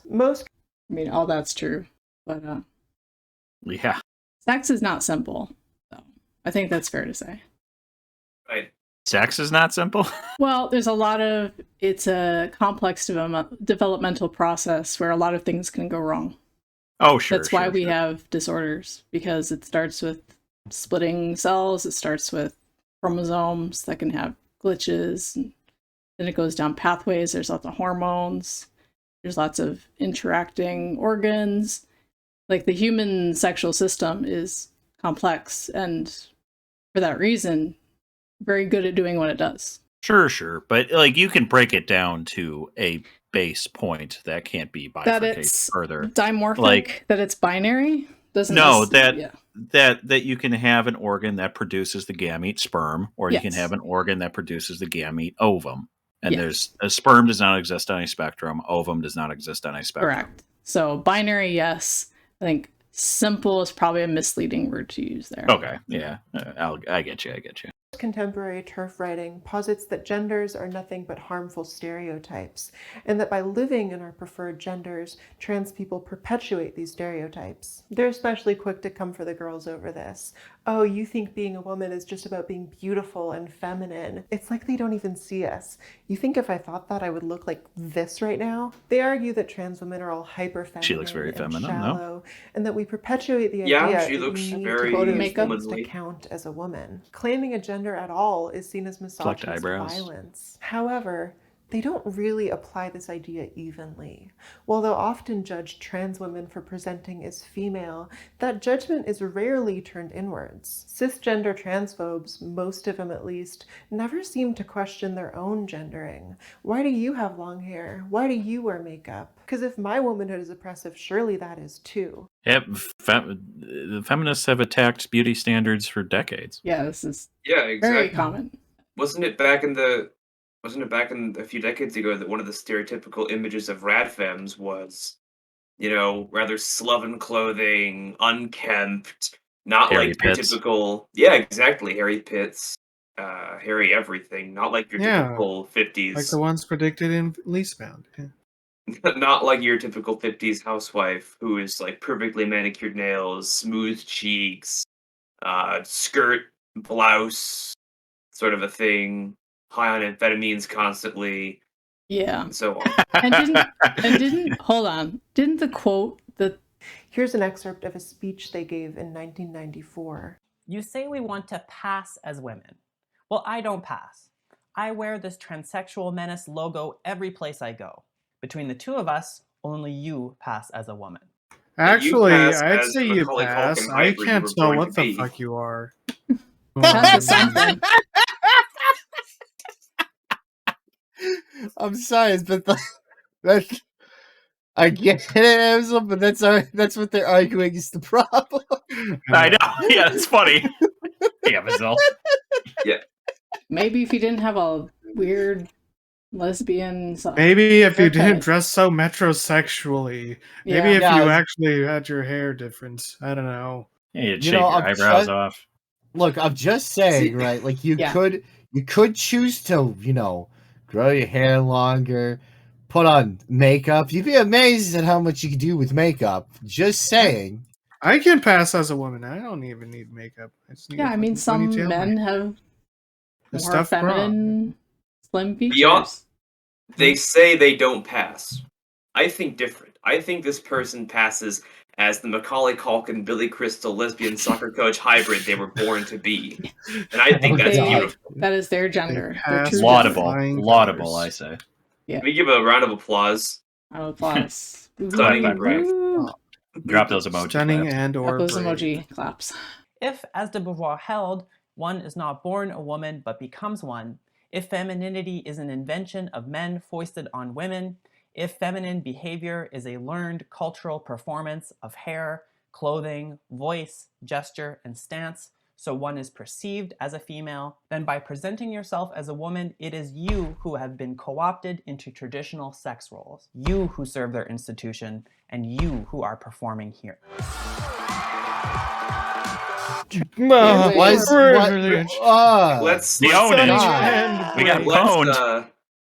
Let's unpack that. My eyes are burning from that horrible cringe. What TERF is saying, you need to have long hair and move like a woman and speak like a woman. Yeah, I've never... feminists, as long as I've been alive, have been fighting against that. That's the whole stereotypes. They don't like the stereotypes. That's where the radical feminism parts comes in. They're not just... If anything, TERFs, their kind of feminism, emphasizes, I guess, a kind of radical individual agency, as in you choose what you look like. You choose to dress as the kind of woman that you are, right? Because and this is another trend in this kind of literature, is that it's very deterministic, because everything about womanhood is determined by outside institutions and structures. And I think that by eliminating individual agency, these scholars and activists eliminate a significant part of what feminism was about originally, and what it has been about up until the last few decades. Yeah. Because feminism has largely been about individual women being able to make choices in a legal and a cultural and a social context. Absolutely. Yeah. I think and that's and a part of this is that they don't seem to consider that women in fact might want to look like that based on a personal aesthetic choice, just as the author here wants to look like the Macaulay Culkin Billy Crystal lesbian coach hybrid they were always going to be, right?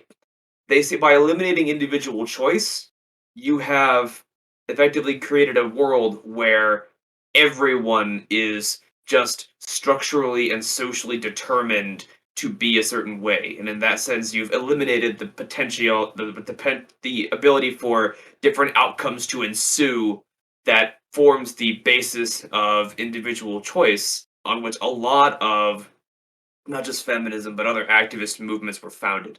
I mean, including the gay rights movement as well. And also, I mean, let's take a 30,000-foot view of this. We're kind of this conversation that's happening with this lady that she's quoting. This is a conversation between two people who share an ideology, and we're seeing a schism and a purity test. That's what this is. So that's why this looks weird to us. Also, I want to point out that the quote from de Beauvoir, where she says, "One is not a woman, one becomes one." I would argue that in a sense that's correct, but not for the reasons that de Beauvoir thinks.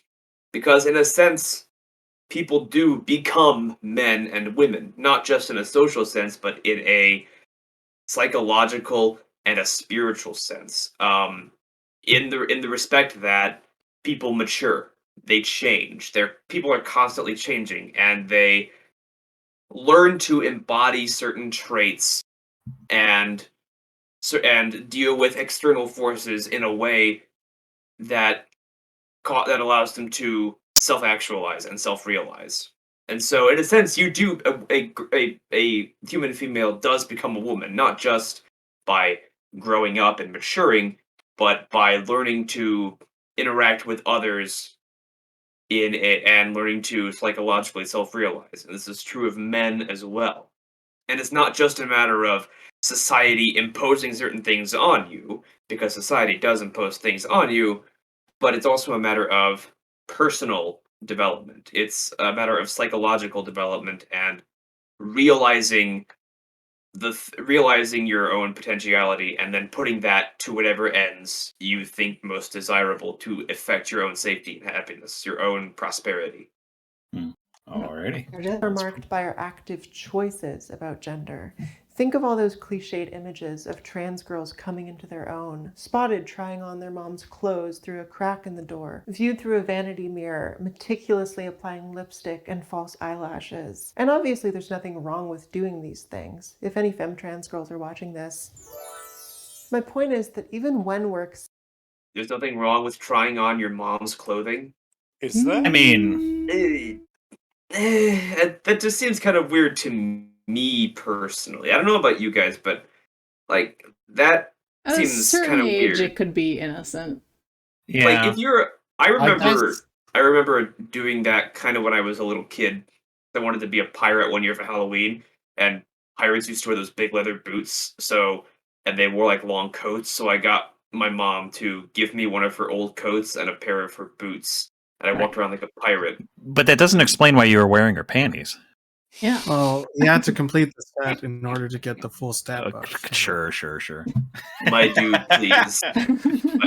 Accepted as women, the whole dolling up routine is seen as foreign to us. On the other hand, cis women applying makeup is part of the expected daily routine. In movies and TV, the effort that cis women put into their looks is utterly invisible. Women wake up with perfectly curled hair and a full face of makeup. Well, movies and TV are not reality. Movies and TV aren't real. Yeah. And the reality is a cis female without makeup on, without being dolled up, is you know just what? Going to look more feminine than most trans women. You barely ever see people eating in movies. You don't see people pooping. So you don't see in them some peeing sense, either. If you were trying to that's because they're anorexic. That's the problem like, with fucking Hollywood. If you're trying to pass, it's really important to like do all that makeup stuff because you have to make up for masculine bone structure and stuff. I was gonna say there's a bit of a trend that I notice that at least in like LGBT spaces online, a lot of the aesthetic of a lot of LGBT spaces or groups or communities online is very Hollywoodized in a sense. Oh, very It's much so. very flashy and extroverted and colorful, but also it's very obviously seems very fake. I want to say, or constructed or put on, like you're like apply, like makeup and colored hair and dyed and jewels and because some women do the whole thing and some women really don't. I don't do any of that. It's like when it's never been an interest of mine. It's like when we see gay guys in media, they're almost always like flamboyant. They have like a high pitched voice. They hold their hands in a certain way.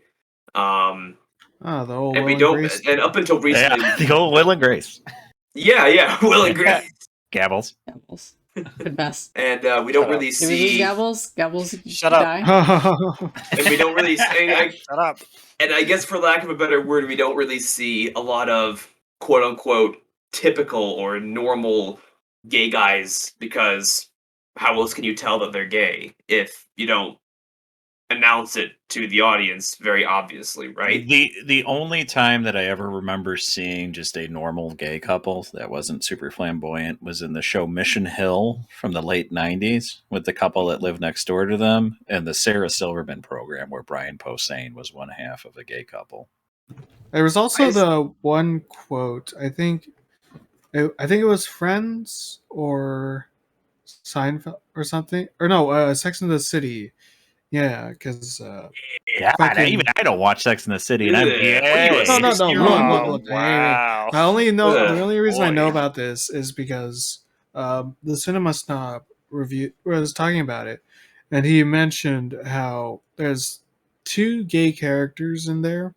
One is their friend Berger, who's a Jew, of course, and then this other like designer friend who's also gay, and so the girls are like, "Oh, we should pair these two up there, so they don't have anyone. They don't have anyone to love. Let's pair them together." And and the two are like, "We have nothing in common. Why would you think that we were a good fit for each other? Is it because we were gay?" That's all. Can we make an official statement that this is an anti-Sex and the City podcast? Yes. Sure. Because that show is peak. You cannot say yes like that and say that you're against Sex and the City. Don't you do that? Don't you? That was Adam's on-air reasoning. I heard an A in there, and I would not accept that. That was Adam's on-air reasoning for him wanting me to talk to Jangles because we're both gay. Oh yeah, I remember that. He's like, "Well, you're both what if gay." You kissed? Oh, you boomer! Yeah, and now kissed. And it's never even acknowledged. It's like this pristine femininity is so innate to their bodies that it happens all by itself. Of course, it kind of does. Yeah. I'm sorry to say, biological females they kind of are feminine. By themselves. Oh my god! I mean, they do have a kind of biological head start. Sadly. I mean, it's not fair. She who has taken estrogen hormone replacement therapy looks very feminine. Yeah. With very little work. I was actually... Oh, she is trans, I guess. Yeah. Yeah, exactly, right? Point. Yeah. The voice is kind of a giveaway. Yeah. But if it weren't for the voice, I would have no idea. I had no idea that she was trans until she said so. That kind of nasal voice. I knew this was gonna happen. I knew somehow I was gonna put my foot in my mouth. This podcast, did you fall for the trap? No, I knew from the beginning. Do you want to know how? Go ahead. Smoky voice. Her facial structure was too obvious. I've seen girls with round faces. I was gonna say she's got the really square jawline. She's. I was gonna say it's a little hidden by the double chin, but oh, be nice, be nice. She's attractive. We can be transphobic, but we can't be fatphobic. Look, okay? I'm not even saying it to be mean. I'm not saying it to be mean. I'm saying it's just it rounds out the face. Just a little She's very bit. look. I'm being very complimenting to her. She looks very feminine with very little attention paid to that, like she was saying. I mean, I didn't detect that she was trans at all, you know. Right. I was thinking that she was sort of like a boyish lesbian type, but yeah. Well, that's the corduroy doing it. It does yeah, seem exactly. Yeah, the corduroy short gives hair. it. Yeah. It does seem And the bruises from softball. This really warped perception from television. It's television and movies. Like, oh, in television and movies, everyone's just so pretty all the time. It's like, yeah, they're like digitally altered and makeup caked down for years. Actually, so isn't that a fucking feminist point, though? Yeah, it's a super feminist point. The unrealistic standards of women. Yes. And I would say it's just common sense, not just a feminist talking point. It's just common sense that TV is not real life and the internet is not real life. Mass media is basically an illusion in many ways. No, it's art. Moreover than just that, right? This person says that these people just make it seem so effortless to be female. Does this person apply the same standards to males? Do they think that like people are just in this like gender neutral state until they attempt to be the corresponding gender that they he's like I'm sorry, like I don't wake up and like just like do stuff to try to make myself actively male. I just wake up and probably sleep for another hour if I don't have to be anywhere, then finally get out of my goddamn bed when the depression is finally past. Yeah, I don't like make efforts to look. I mean, it's pretty. Each morning she's gonna call you all out because the next thing she's gonna say. Okay. Being AFAB doesn't mean you wake up every morning wearing lip gloss and kitten heels. Cis women getting dolled up is just as much a feminization as it is for trans women. As a wise fracking tycoon once said, "We're all born naked and the rest is drag." What's that? See? That was RuPaul. Well, you know, every day when I wake up, before I put on my makeup, I say a little prayer for you. By the way, that RuPaul quote is in the introduction of the Transsexual Empire, so maybe she did read the book. Wow. Really? I'm actually curious here, right? Because like, you know, it's well established, right, that like drag queens are not like necessarily like a gay thing. No, they're 100% a gay thing. Go ahead. Yeah. Are you sure? Okay. I look. You're not necessarily a trans thing. I knew a that thing at all. No. I was just like, now every drag queen I've ever like seen on TV or met in real life was like gay, but like I was just curious, are there any actual straight drag queens? Yeah, there's a few of them out there. I can't think of any off the top of my head, but traps. Oh no. Don't say traps. No. Sorry. I mean, most of the guys that are into like and drag isn't a sexual fetish; it's like a performance art. But like, it's kind of like but guys who are into cross dressing, a lot of them are straight. Yeah.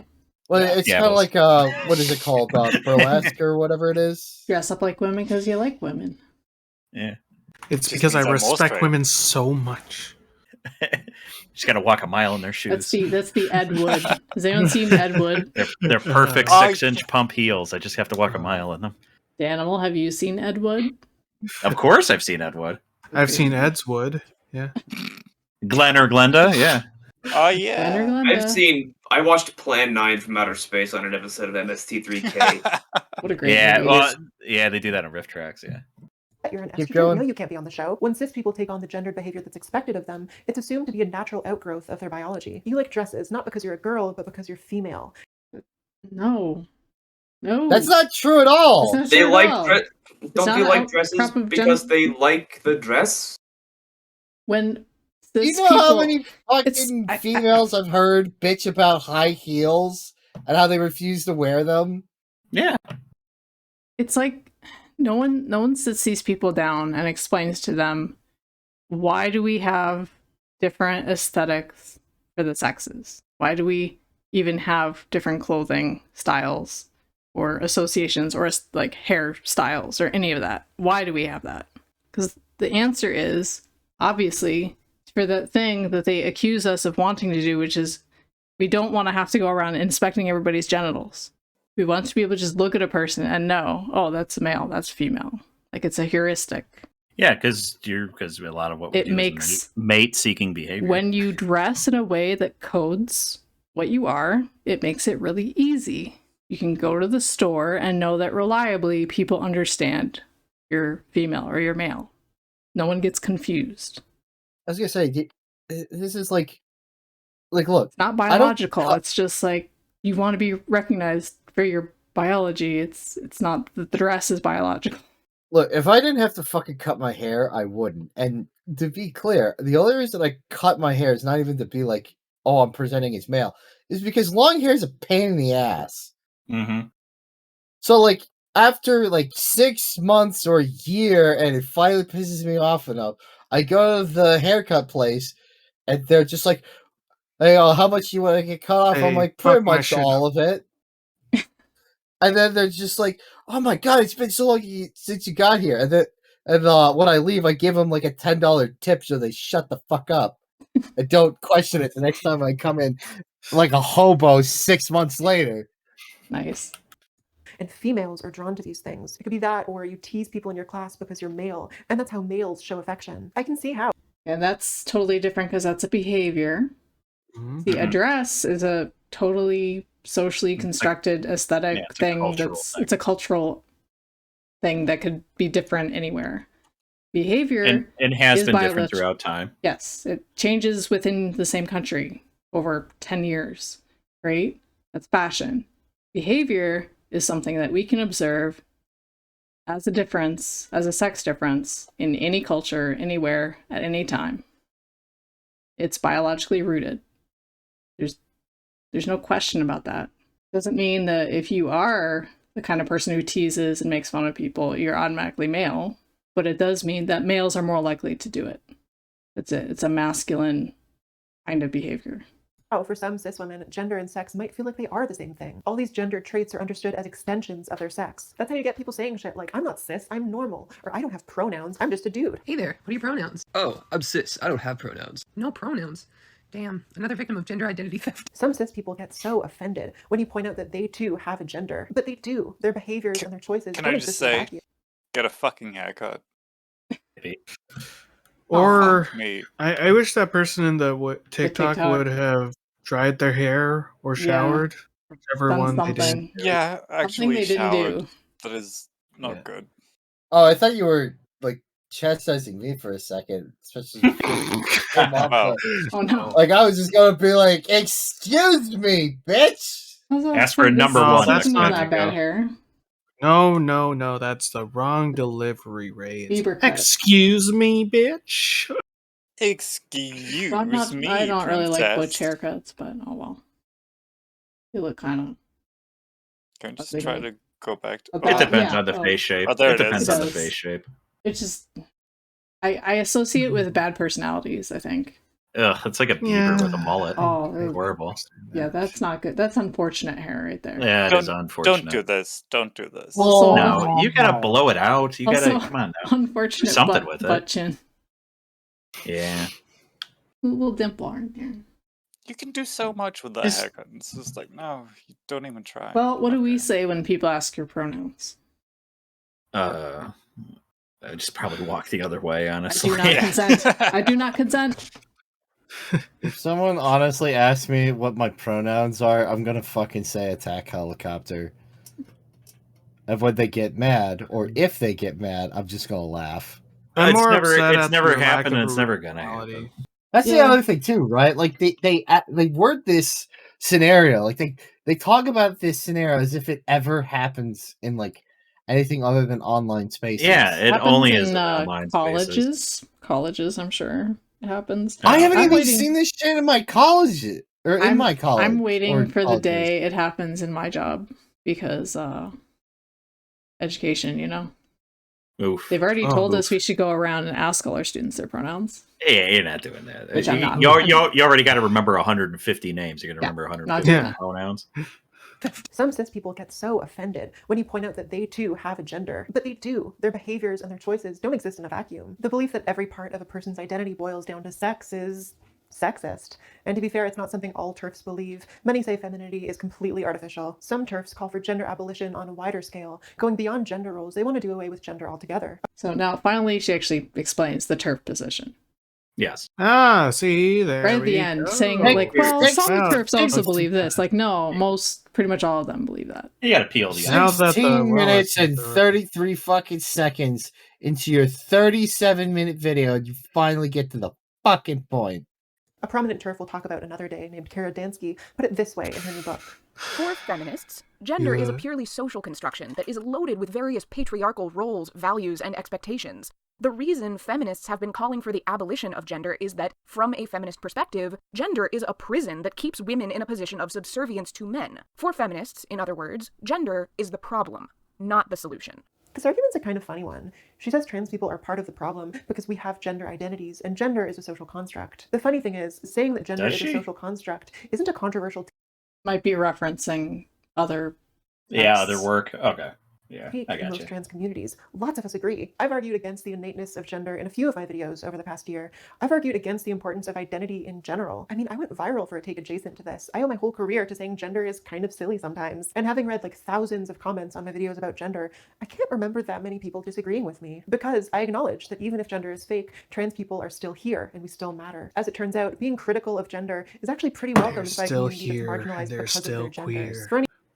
So this is like the totally incomprehensible part. Gender is fake, but we're also here and we're important. So our gender should be validated, even though it's silly. And so probably should be get done away with. But I also still want to keep it. So she just reduced gender down to the same level as being an emo or gamer and having that as your identity. I'm so fucking lost. I know. I'm just so genuinely fucking lost.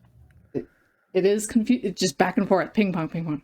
Like gender they're making gender bad, gender silly. That's the gender important. That's the thing. Like watching this video for so long, this person's just effectively just saying nothing.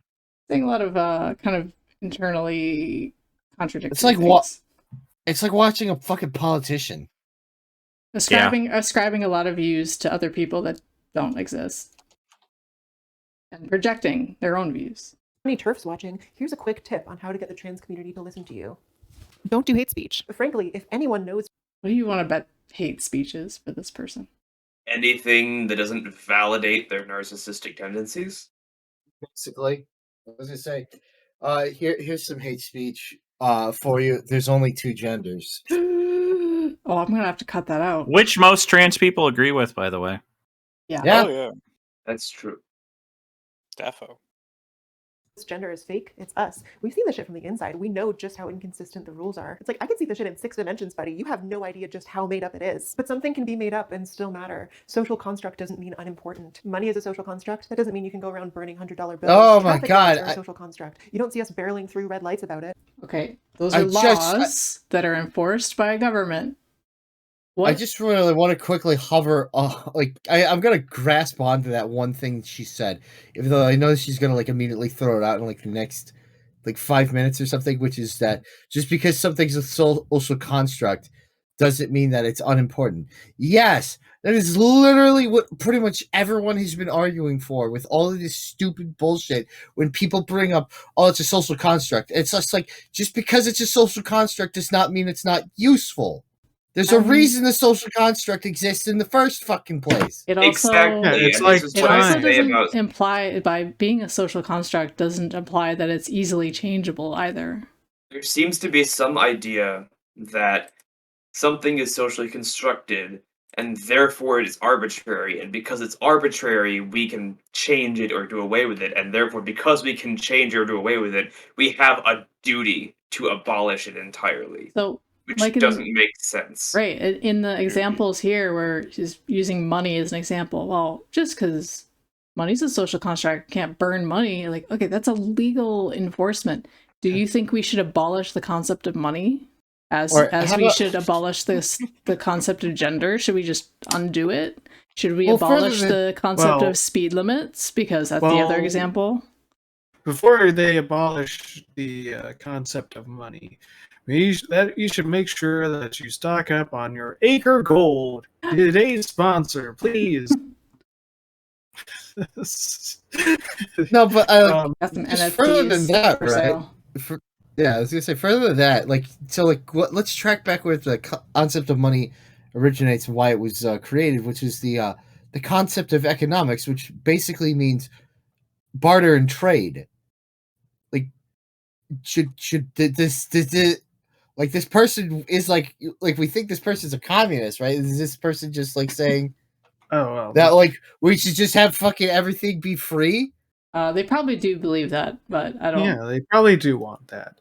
But I mean, I agree. It's just like it's assertions. Well, so money is for the purpose of trade. Speed limits are for the purpose of people not dying. What does this person think is the purpose of gender? Nothing. She thinks it's probably just validation. She says it doesn't exist. Is it just now? Is it just self-expression? Is that all it is? She literally said the phrase that I'm seeing this in 6 different dimensions of how it's all stupid and made fake. up. Yeah, of how made up it is, and that alone is just like. Wasn't she just chastising TERFs for not believing in gender? I'm sorry, but 5 minutes ago. I don't know if it was chastising, but okay. This is the ultimate. This is almost like the literal admission that I am literally doing mental gymnastics to preserve my worldview against criticism. Yeah. I mean, well, you know what she is doing? She's criticizing TERFs for. She's criticizing not just TERFs, but general anti-trans for saying there's no such thing as gender. She was kind of criticizing for that, for saying that it's not real. It is real, but it's also fake. But she's gonna backpedal on that too. Oh, I'm remembering so many twists and turns in this video. When we engage with these things, we kind of make them real. When Judith Butler says gender is performative, that's what they mean.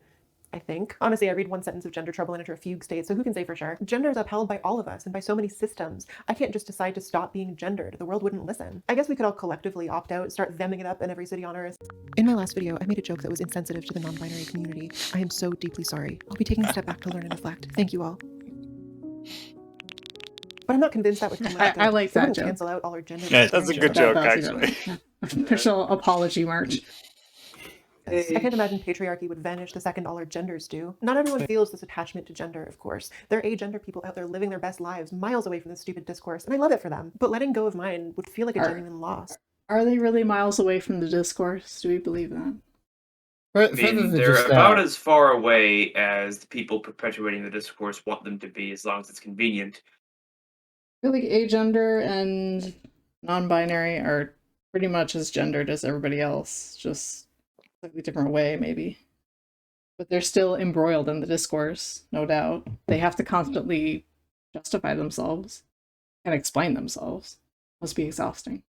Being a woman is important to me, and not just internally. When reflecting on how my gender has mattered, I think of all the gendered bonds I've formed with people, as a sister and a daughter and a friend. I think of the career opportunities that dried up the second I came out, the schooling that became impossible to finish. It wasn't because of my sex. All this happened before I changed anything about my body or my birth certificate. It was about my gender. I was a woman, and a trans one at that. It wouldn't do me much good to ignore that, would it? I think... What happened to stop them from going to school? I could see somebody who had complications with their transition therapy, possibly. Yeah. I mean, I'm not quite sure. That's possible. I wouldn't call that. That's not your gender, though. Yeah. That's your surgical intervention. That's kind of splitting hairs, I suppose.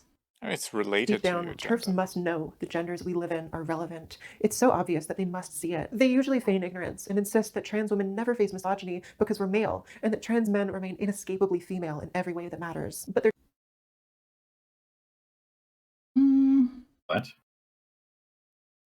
Can a trans woman experience misogyny? Well, they can experience hostility against women in the sense that someone might would this person identify them as women and then be hostile? Would this person rather want to label it as transphobia? Wouldn't that be the more accurate? Remember, some of them define being a woman as being a victim of misogyny. Yeah. You have to be a victim of misogyny to be a woman. Hey, I might be a misogynist, but at least I'm what is this? Some Christianity original sin bullshit where the only way that you can exist as a human is to be born of Adam, who committed the first sin?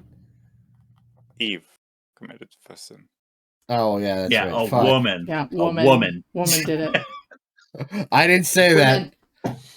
The person who said that I was the furry Nazi or communist, can't remember now. I did not say that all women are the source of everything bad that happened. Hashtag not all women. Not all women. That's right. Hashtag snake enjoyers. Snake listeners. What is that? What is that supposed to be? I'm so glad that I'm ignorant to whatever the fuck that means right now. Don't explain Come it. on. Are we not biblically literate in this house? Come on. You guys don't know the story of the Garden of Eden? Oh, that's what you were referring to. Oh, you just said snake enjoyer. I'm just going like, what? Is that a penis joke? I mean, it's also a penis joke, but yeah. More importantly, it's a biblical joke. You know, I mean, you're just thinking that it because works you're gay. too. Okay. Works both ways. Eve ate from the apple of the snake, and then she ate from the snake. She didn't eat the snake, so no, but you should put it in your mouth though. Yeah, the other kind of snake. You just listen to the other snake. They enjoyed earthly delights. Come on now. Listen to both. How many snakes have you put in your mouth, Gabble's animal? Not even funny. What are we? How many times or how many different people? Let's just go with times, because let's just assume you're a faithful husband. I plead the fifth. I will never discuss sexual relations with my husband on a YouTube thing. That will never happen. I did not have sexual relations. I did not blow my husband for his birthday. It did not happen. I will never discuss that. That is so inappropriate. Yeah, you really shouldn't talk about your. No. Yeah, just tell a different story. I mean, they really fight to keep trans people in the closet, right? They want books banned and spaces unsafed and clinics shut down. They want conversion therapy legalized. And God, I wish that was hyperbole. But here we are. Hold on, parliamentary brief bill. Have you read? C6 you saw conversion therapy. Look at the bill. Yeah, right? they discussed this on that one video of Voosh completely failing to understand Jordan Peterson and Ben Shapiro, and they mentioned people talk about it as if it's banning conversion therapy and standing up for trans or gay kids or whatever. And if you look at the wording of the bill, it does ban certain kinds of therapy, but in a very one-sided way. Here, let me pull up the text of the bill if I can find it. Well, I can summarize it. I remember. Because it's, you cannot give them therapy to change them from heterosexual to homosexual. No, I'm sorry. No, you can do that. No, you can do that. Yeah, that is not. You can convert a heterosexual to homosexual. You cannot try to convert a homosexual to heterosexuality. You cannot try to convert a trans-identifying person into being cis. But you could do the other way around. You can do therapy to create have a cis person become trans. Yes, and they do, and they like word it that way several times, and that's yes, the John Money clause. John Money clause. Yes, it says. I found a link. Bill C6 would amend the criminal code to prohibit certain activities related to quote conversion therapy unquote, which is defined as practices, treatment, or services designed to change an individual's sexual orientation to heterosexual or gender identity to cisgender, or to reduce non-heterosexual sexual attraction or sexual behavior. So it's specifically, you cannot convert a gay person to be straight. Well, you can't even have them try to suppress it either. Right. Yeah. Not that it would have any effect, because I don't think that those actually really work. You are not allowed to trade the gay away? Suppression, I know less about. Because I think that the treatments for it comes out in other mental disorders, I would say. Like aversion therapy, for instance, that doesn't actually work. to make somebody it's not going to be used to actually target therapists who do conversion therapy. It's going to be used to target therapists who question a young person's insistence that they're trans. Which I highly doubt that any licensed therapist is doing what we would consider conversion therapy. Yeah, no. They might be questioning, being like, I don't know, knowing the other things I know about you, there might be some other things going on. Yeah. Yeah, kind of a mischaracterization, I think. But they literally do. All this despite their insistence that nothing can change a person's sex, that this dangerous gender ideology can only change people's genders. Something... What do they mean by change their genders? Yeah, she just said gender isn't real. You can change your gender to whatever the fuck you want it to be. But you can't change your sex. She's saying that TERFs think this, that you can't change your sex, but you can change your gender. This whole gender discourse, this whole gender discourse just feels like the after effects of the world's longest bong rip.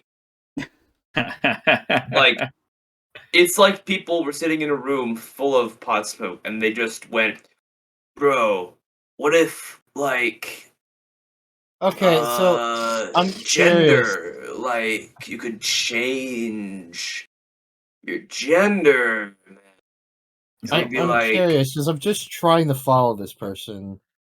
Like, did she establish, like, exactly what she defines it as? Like, does she think that it's, like, there's any physicality or biological imperative to gender? No, or is it just... no explanation, no. So, she's just rambling. She's just rambling about nothing.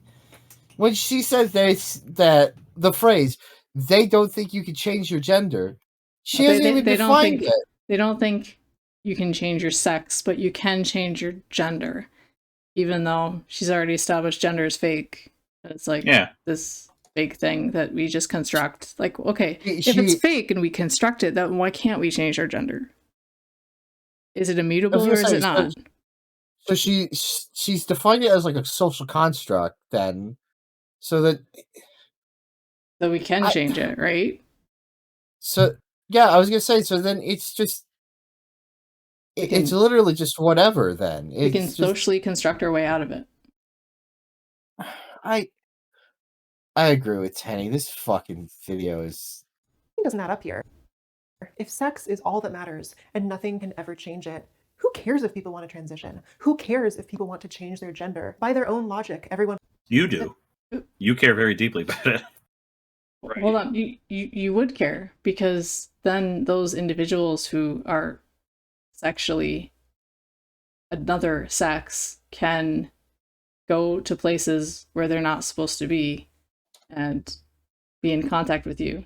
You go to prison as a woman and suddenly there's a male inmate in there with you. Or somebody with functional male genitalia. Or someone with functioning male genitalia who says they're a woman. That kind of matters. That's not like who cares? From catcallers to lawmakers should see through the facade and treat us as our birth sex. If gender doesn't matter, someone changing theirs should make no difference. But that's bullshit, and they know it's bullshit. Just listen to how TERFs talk about transmasculine teenagers, even the ones who don't want hormones or surgery. They act so concerned that young girls are transitioning to escape misogyny and the challenges of girlhood, and they concede that it tends to work. They admit that people treat you differently based on your lived gender, sometimes better or worse, but often just differently. Not if you make a potentially life-altering decision to say, I'm going to present myself as the opposite sex, and then you sit here and act as if that it's surprising or unique that people will treat you differently for doing so. It's even more strange, because saying, well, if a young girl trying to escape misogyny transitions into a male, they can escape misogyny. It works, is what she said. Which she takes as evidence that gender exists.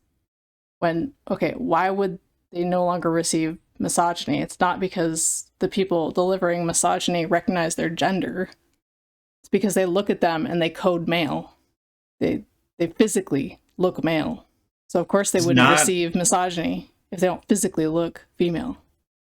Is not the point of transitioning outwardly and socially transitioning is that the world then interacts with you as female or as male? Yeah, they're not interacting with some internal part of you. Yeah, like trans people aren't just staring in a mirror all day. That's the whole reason that you transition, is to interact with the world as the gender that you feel that you truly are. It's a quiet admission that the genders we live in are materially relevant, regardless of sex. The transgender movement would have us believe... No, it's proof that sex is important, and perception of your sex is also important. That's all it means. When people think you are a sex, they will treat you differently. That sex does not exist as a material reality and should be replaced by the utterly incoherent concept of gender identity. They are winning. Their current line only works if trans people hold gender in high regard and think it's this thing that is persistently deeply true. And some people think that, but I don't. The feelings and actions we describe as gender are real, and the things we use to decide sex, like hormones and chromosomes, are real too. I don't think the cultural meanings we prescribe them are real. I don't think a person's sex should matter, but as long as it does, it's worth talking about. Okay. I'm so confused. So confused. Yeah, this is just completely going around in circles. So gender is or is not immutable. Now we're saying it's not. Important. It's not. It is mutable. It's changeable. So what's the point? Why don't you just change your gender so it doesn't mismatch your body anymore? Yeah, there you go. Like, if surgery is so expensive and horrible and takes forever, just change your gender. Just don't be trans anymore, if that's all it is. But no, this is an example of somebody that thinks they're knowledgeable because they're part of a minority in some way. Just like the people who pretend to be, that they know all about black issues because they move throughout the world as a black person, or a gay person that knows all about gay issues because they move throughout the world as a gay person. But she doesn't really understand it. Yeah. Still utterly incoherent, as the quote says. Mm-hmm. Much to the chagrin of TERFs everywhere, I ultimately believe in sex. The question is, do they? Are we ready? Are we ready for the real dumb part? Oh, let's do it. Wait, boy. We were not in the dumb part. This is the dumb part. Oh boy. Through my research, I kept returning to that definition of sex used in the transsexual empire, the one with 6 criteria to it. I know this has been a pretty dense video, so I'll refresh you on what the criteria were. Chromosomal, anatomical, genital, legal, hormonal, and psychosocial. Janice Raymond using this definition struck me as a real weak point in her reasoning, because despite her insistence that trans women will never be female, transitioning can change nearly all of these criteria. And I say women because that's who the book's about, but this applies to all trans people. Working up the list backwards. Psychosocial. We identify as women, and we could be said to have the attitudes and behaviors associated with women. Hormonal. We can easily change the dominant hormone in our bodies with HRT. Hi, baby. Cats. Hi. Legal. In many countries, we can change our legal sex. Genital. You can't change the gametes your body has, but you can't get rid of them altogether. In fact, it's fun. I highly recommend it. Whoa. Anatomical. We can change our bodies with hormones and surgery. The last one is the most fixed. There's no way to change the chromosomes in your cells, nor would it really be worthwhile if you could. More on this in a little bit. It's funny. In what's basically the founding text of anti-trans feminism, 5 of the 6 definitions of biological sex acknowledge trans women as not being male. Okay. Well, let's do the dumb part here. One that doesn't was discovered in 1882, and I'm pretty sure sex has been around longer than that. Janice. So chromosomes didn't exist until they were discovered, guys. Whoa, hey. They just were not a thing. In fact, sex wasn't a thing before we knew what chromosomes were. We should call ourselves the Black Eyed Peas, because it just got retarded in here. But okay, let's walk through this. And you know what? I encourage, and I'm going to post a link to the book for people with some page numbers. If you look at and they don't call it if they don't call it what does she call it? Like the categorical definition. These are various definitional levels of the word sex. So it's not quite the same thing. But in each one, the author acknowledges the ways that they can be changed while also pointing out how they don't change. Like anatomical, you can get surgery, but the vagina you get out of surgery is not going to be the same kind of vagina from a cis woman. It's not. you can remove your testes, but you can't get the other gametes implanted. You can change your legal sex. You don't get the texties. You don't get the texties. And then hormones, right? You have to take hormones forever. There's no way to switch your body production of hormones. So all these things are things that are not really changes. They're sort of tweaks that you can do on top of your innate nature. But they're not changes. They're not fundamental changes. I also find I mean, if you don't continue with the treatments, your body will revert. Yeah. People detrans and things change when you detrans. It's also just really strange, and I think it's almost like they act like our bodies are a chair. Okay? A chair is a non-organic object. It's not a living object, let's say. Right? So if you take a chair and you carve it up and chop off the legs and do some stuff with it, you could turn it into a stool. You could turn it into a ladder if you fit things in different shapes and sizes. You can change fundamentally a non-living object into another non-living object. You can't take a living organism and make it into another kind of living organism. Like leopard cannot change his spots. You don't. If you take a chimpanzee and you shave it and you teach it to walk on two legs and you change some other, and you do some surgeries to make it more human-like, it doesn't become human. It's still at its base. The Joe Rogan. Still Joe Rogan. It still has the genetic design and underlying structure that tells it that it is a chimpanzee. It's like what my daddy always said. You can slap a lipstick on a pig, but you still ain't supposed to fuck it like your sister. Come on. What? Oh, no. What the fuck? I knew the first part was offensive enough, but how are you more backwards? How do you have a more backwards South fucking analogy than me or Daniel? I like to try. Daniel, you're from the Midwest. I don't want to hear it. Yeah, this idea that you can just like change the fundamental of a biological being, like, oh, we just change our bodies and then we become women. That's not how sex development works. Sex development starts in the womb. That's it. Like, it starts even earlier than that, but starts at the zygote. Starts at the zygote and then forms in the womb, and then that's it. Like, there's no, once you're born, and there's no turning point. You don't suddenly veer off into another sex. That's the sex you're stuck with. But she's trans, so she should know this, though. She says she knows sex really well. She probably takes hormones. She's like she probably has all of these problems. She's a sexpert, as I like to call it. I think this is what is meant by the desire to liberate oneself from the boundaries of being human. Well, it is kind of a transhuman argument. Like, yes, I'm sure the moment robot bodies or fully grown new bodies are a possibility, they're going to be frontline, ready for it.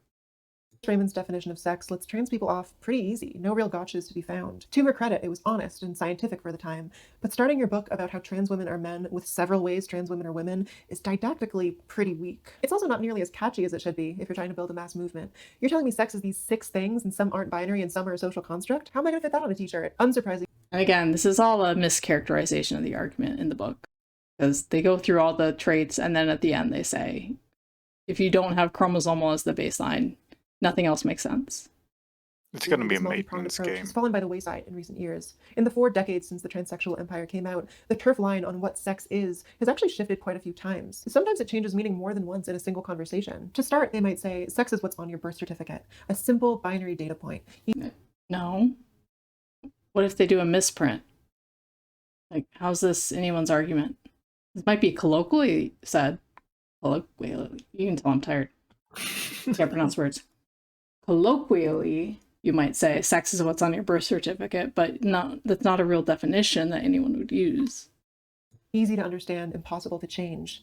That is until you do change it. From there, it might move to sex is what's in your pants. Of course, you can change that too. In that case, saying sex is really just your chromosomes should do the trick. In the past year, I've noticed them shifting towards the position that sex is only your gametes, whether you produce sperm cells or egg cells. I think they'll settle on this one for a while, though the others still pop up sometimes. For a supposedly objective thing, transphobes' definition of sex is real slippery. And if it's so fundamental to their movement, this person is going to accuse TERFs of being slippery.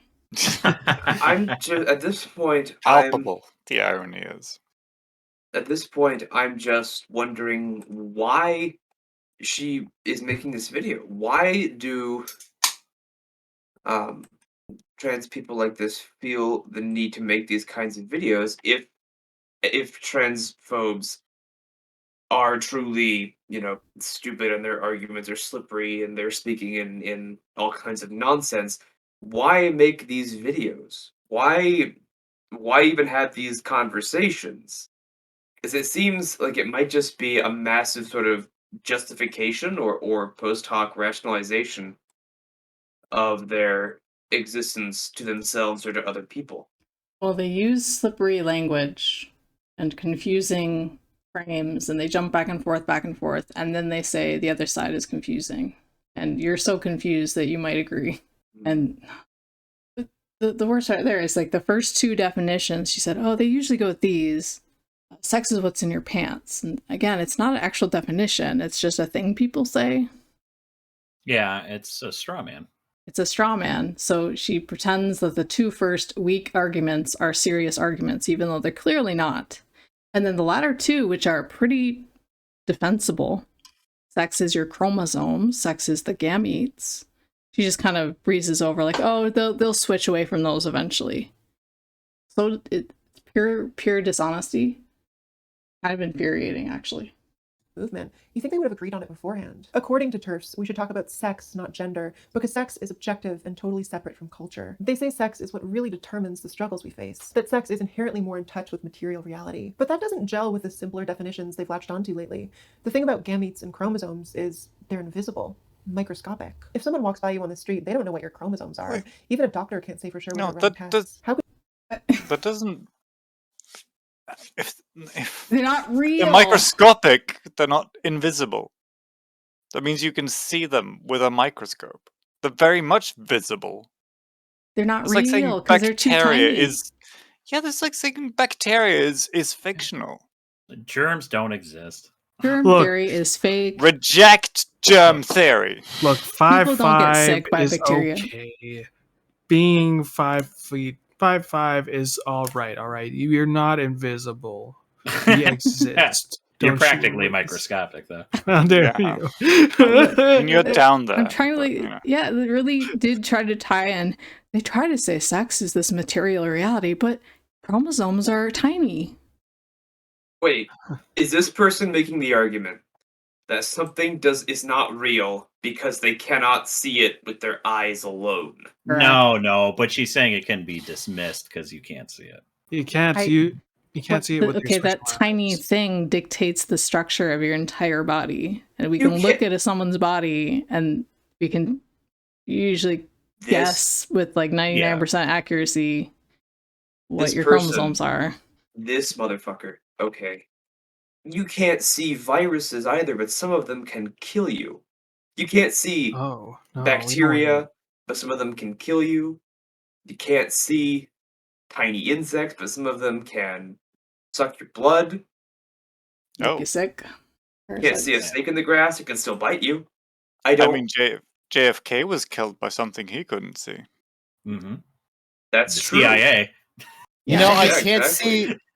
I can't see the cancer in my blood, but I know it's killing me. Where is all this funding going to? Is that your JFK impression? Listen, I'm not good at America. I'm not good at America. You're the best fake American. You're the best American. It must be so essential to the oppression of women when most of us don't even know for sure what our own are. Well, chromosomes are important for sex determination because they tell your body what to do as it matures, what happens in the womb during your puberty, and so on. They're instructions. And when you medically transition, you're kind of deciding to flout those instructions and follow your own instead. And I love that for you. So fish. Now, this may surprise you. That's how we characterize it. You're flouting your genetic instructions. Yeah, they're just doing your own thing. Yeah, I mean you can't really flout that though. Yeah, they program every cell in your body. I'm curious. Just, I mean, go ahead. I was gonna say this will be just a quick yes or no for most of us. We don't have to go into this, but do you guys think that we'll ever get to the point where we'll have some sort of gene therapy where you'll be able to legitimately at a biological level change your sex? No, not in the same body. No, I don't think that and this is the point I was going to raise, is that I learned this through learning about organ transplantation by I don't know how much of it I can say on YouTube, but a certain country that is holding people in a camp and harvesting their organs. I read a lot about that, and I learned a lot about organ transplant by reading certain books. And I didn't know this before, but males cannot receive female organs. They cannot receive a female liver. They cannot receive female kidneys, and a female cannot receive male organs. The body will always reject them, and the reason for that is the DNA. It's the chromosomes. I know certain levels of mosaicism in the womb result in fatal. They die because it's a male and a female fetus fusing together, and they can't survive because you can't have male and female cells occupying the same space, really. Yeah, because they'll attack each other. You can't have a male top and a female lower half. Doesn't there have to actually be something that when a woman gets impregnated and the sperm goes through the fallopian tubes and all this other stuff, isn't there a hormone or chemical that has to release to tell the white blood cells to not kill the sperm cells? Yeah. YouTube recommended me a video of ovulation, white blood cells killing sperm. And I'm like, oh yeah, that makes sense. They do that. Mm-hmm. And it also makes sense to let them do it, because then only the best sperm survive. Mm-hmm. That's right. The strongest. Me. You must beat my immune system. We represent the strongest sperm. Do you want to exist, bitch? You must have been in Mortal Kombat. You must be stronger than the flu. Imagine two sperm fighting at the entrance to the womb. Imagine oh man! In the womb, it's just a gladiatorial arena. Imagine you're a sperm and you're about to get to the egg, and there's another guardian sperm that steps in front of you, and whoever wishes to cross the bridge must answer me these questions 3 ere the other side you see. No. At the dawn what of is the your first favorite light, color? look to the east. Look to the west, sorry. To the west. But I'm not a scientist. I am some lady who read a few books and set up a camera in her bedroom, but not a scientist, guys. Mm-hmm. Not a scientist. To destroy your credibility. I can tell. How to destroy your credibility in 3 easy steps. I am just a kid. I'm just a kid asking questions. And I love that for you. So fish. Now, this may surprise you, but I'm not a scientist. I am some lady who read a few books and set up a camera in her bedroom. But having maxed out my levels in gender and sex IRL, seeing the shit in 6 dimensions and solving gender in my head like it's timetables, I feel like I should still put this out there. When we're talking about sex in a social context, I don't see why chromosomes should matter more than the way our bodies actually are in the world. What they look like, how they function, how it feels to be in them. Because if we're talking about... Because your chromosomes still dictate your health, your reproductive capacity. Despite our best efforts. I've probably said the word cringe quite a bit in this episode. Can I just referring to your transgender experience as you leveling up your D&D stats or some shit like that? I don't need science. I lived this. I know it's meant to be hyperbolic and it's tongue-in-cheek, but it's still cringe. It's a joke. It's a cringy joke. It's horrible. It's not for everybody. Let's say that. It's fucking bad. Okay, we haven't gotten to the worst line. Let's plow through this shit. Daniel's gotta go. As a way to cut through the bullshit and talk material reality, DNA is kind of a distraction. People don't exempt me from misogyny based on information they don't have access to. TERFs use biological sex to lay claim to some special relationship to material reality, some impartial observer position, where they just tell it like it is. But their prescription of trans people's bodies as male or female has nothing to do with how we live, how we treat each other, or how we interact with institutions. Hell, it barely has anything to do with bodies at all. Case in point, gametes, a widely used yardstick for sex in science. If a trans woman is on hormones long enough, she stops producing them. Hold up, okay, that's not quite right. This is true for some people, but it doesn't always happen. Hormone therapy is not a reliable contraceptive. Anyway, if she gets bottom surgery, her body can never produce them again. If TERFs use gametes as... That'd be a fucking terrible pill. You know, like the contraceptive pill. Yeah. Don't do that. Quick technical just question. Take the normal pill. Mm-hmm. Don't transition because you don't question. want to give birth. Their definition of biological sex and stuck with it, that would mean that post-op trans women are no longer male. But, and this will... well, depending on who you ask. Who get vasectomies are also not male? Like, what is this argument? Yeah. No one thinks that. I mean... They're trying to do reducto ad absurdum to all of these. Here's the counterexample. Arguments, that proves the argument doesn't exist. Like, no, you had the organ, you were producing, and even if you never did produce because you had a malfunctioning organ, you had the organ. The organ was made of certain stuff. It was built and organized to do a thing, which was to produce a certain gamete. Period. It was there. You cut it out. It doesn't mean it wasn't there. I'm trying to think what other category would even work that way. If I cut out my liver, am I no longer an alcoholic? There we go. I don't know. Is that an actual procedure? Or can you do that? Do it, Gabbles. I dare you. Yeah, that sounds like a fun time. I'll try it myself. Yeah, just get a rusty steak knife. Go. I can't wait for the Repo Men future where you have to go buy a overpriced robotic liver. A subscription to Apple Liver. And if TERFs used gametes as their definition of biological sex and stuck with it, that would mean that post-op trans women are no longer male. But, and this will surprise nobody, they don't. Instead, they opt to call us eunuchs, sterilized males. And I'm just like, where do you see that? On what grounds? According to trans... Because you've taken hormones that alter your gamete production. You have basically, long enough, if you take HRT long enough, you basically do become infertile. In fact, there are trans people who actually do want to get married and have kids, and what they do is they stop taking HRT for a little while so that they can actually either impregnate or bear a child. You know? That's why some trans men are able to give birth. They stop taking their hormone replacement therapy so that they can actually produce they can ovulate and bear a child safely. Unironic, good message to all trans people: freeze your genetic material. Yeah. Yes. Either if you want to have kids, actually do that.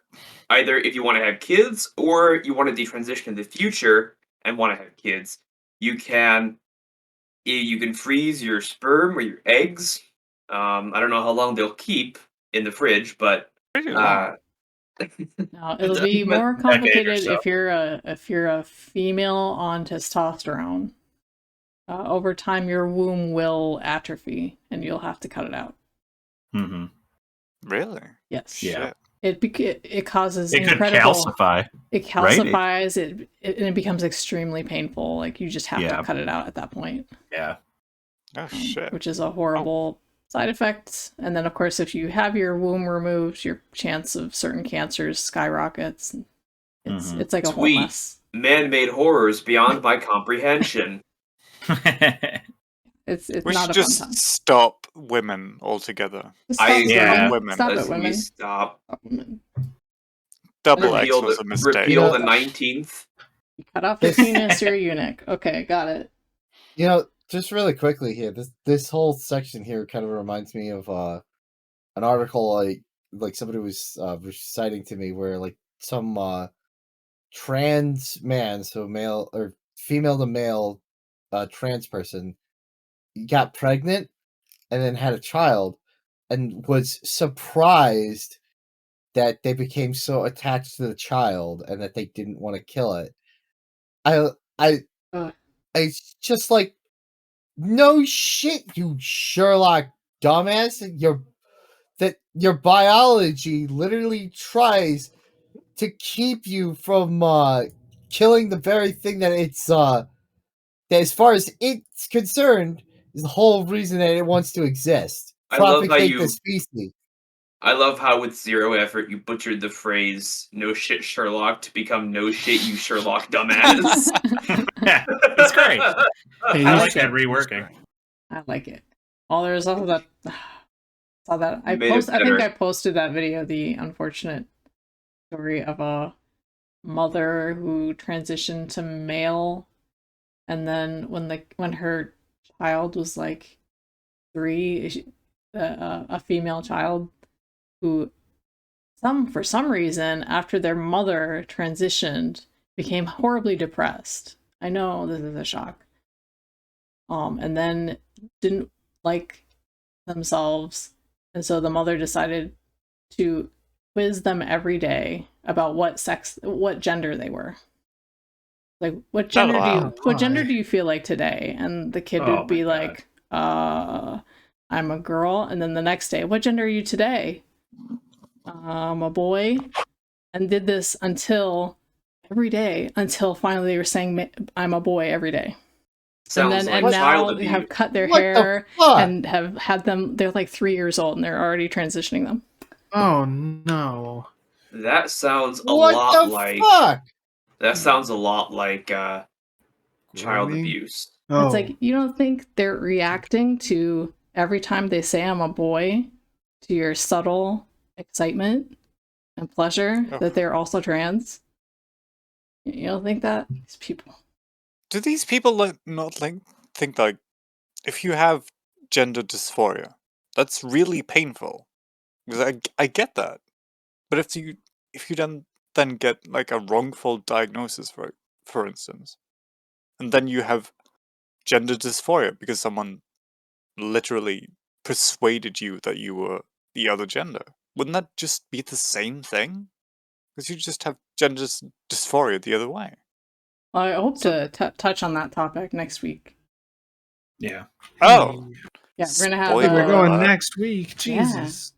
Wow. We have a special guest who's going to share their experience. Sterilized males. And I'm just like, where do you see that? On what grounds? According to transphobes, the most important thing about your body is defined not by what your body looks like, but by how it might have looked when you were born. Or not by what your body looks like, but by reproductive cells you may have no intention of using. Cells you might not even have anymore. So what's up with this? How can TERFs claim this special connection to material reality while denying the realities of trans people's bodies? Well, I'll let you in on a little secret. Transphobes' definition of biological sex has nothing to do with biology.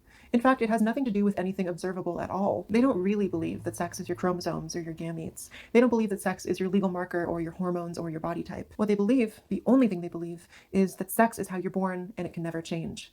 It's that simple. And they used to be upfront about this. Trans-exclusionary feminism branded itself as being for women-born women until like a decade or two ago. It was exclusion for exclusion's sake. They only shifted gears recently when their unabashed prejudice came under fire. But modern radical feminism is still like that. The only thing that's changed is they fortified their prejudice with scientific jargon to make it look reasonable. And this is why their definition of sex is so slippery. It's hard to define sex in a single way that is both true and categorically invalidates. A little bit of the I don't know. kettle black there. You've done a very poor job at actually explaining to us how sex is not an immutable characteristic that you're born with. Yeah, well, she's kind of glossed over the more sticky, the more hard to explain parts, the ones that don't fit neatly into her ideology. She kind of worse than just glossed over those ones. She's also done a extremely poor job of explaining to us just what the fuck gender is, other than this nebulous bullshit thing. Yeah. There, let's keep going. Trans people, because in most ways that count, trans women are female and trans men are male. At least we can be. But TERFism can't survive a conclusion like this, because the whole purpose of defining sex is excluding us, deciding who doesn't get resources or community, deciding who isn't female, more than deciding who is. If trans people fit into their theory of sex in any way, the theory doesn't work anymore, so it has to change. And here's the truly galaxy brain shit, the take I've spent the last 40 minutes priming you for. TERFs don't believe in biological sex. They believe in the inescapable power of birth assignment, powerful enough that its impact endures even when no trace of it remains. They believe that birth assignment dictates whether you are a pure person who's destined to be victimized or a threat who's not to be trusted. They believe that your assigned sex at birth should determine what you can. So isn't this just the war of the extremes? Yeah. It's these two minute fringes of society just like going apeshit over each other. Everyone else just I doesn't love care. the mind reading. I love the mind reading here right now. That like, oh, TERFs don't actually believe in biological sex. It's just like, why? Why do you believe that? Why should I believe that to be true? Because all they believe in is assigned at birth. See, the doctor is a magic wizard who can just look at a baby's genitals and whatever they say about those genitals is true forever. Amen. It even says in the book that she quoted about the six categories for sex identification that doctors can make mistakes in that. Yes, in fact. Wait, so this all seems like something hold on, that... Hold 1 second. So, Kev, are you saying that all the TERFs are saying to believe the science? Oh my god, we cracked the code. Hashtag believe science. I just also want to ask this person in like let's take a real world example of like I believe this happened.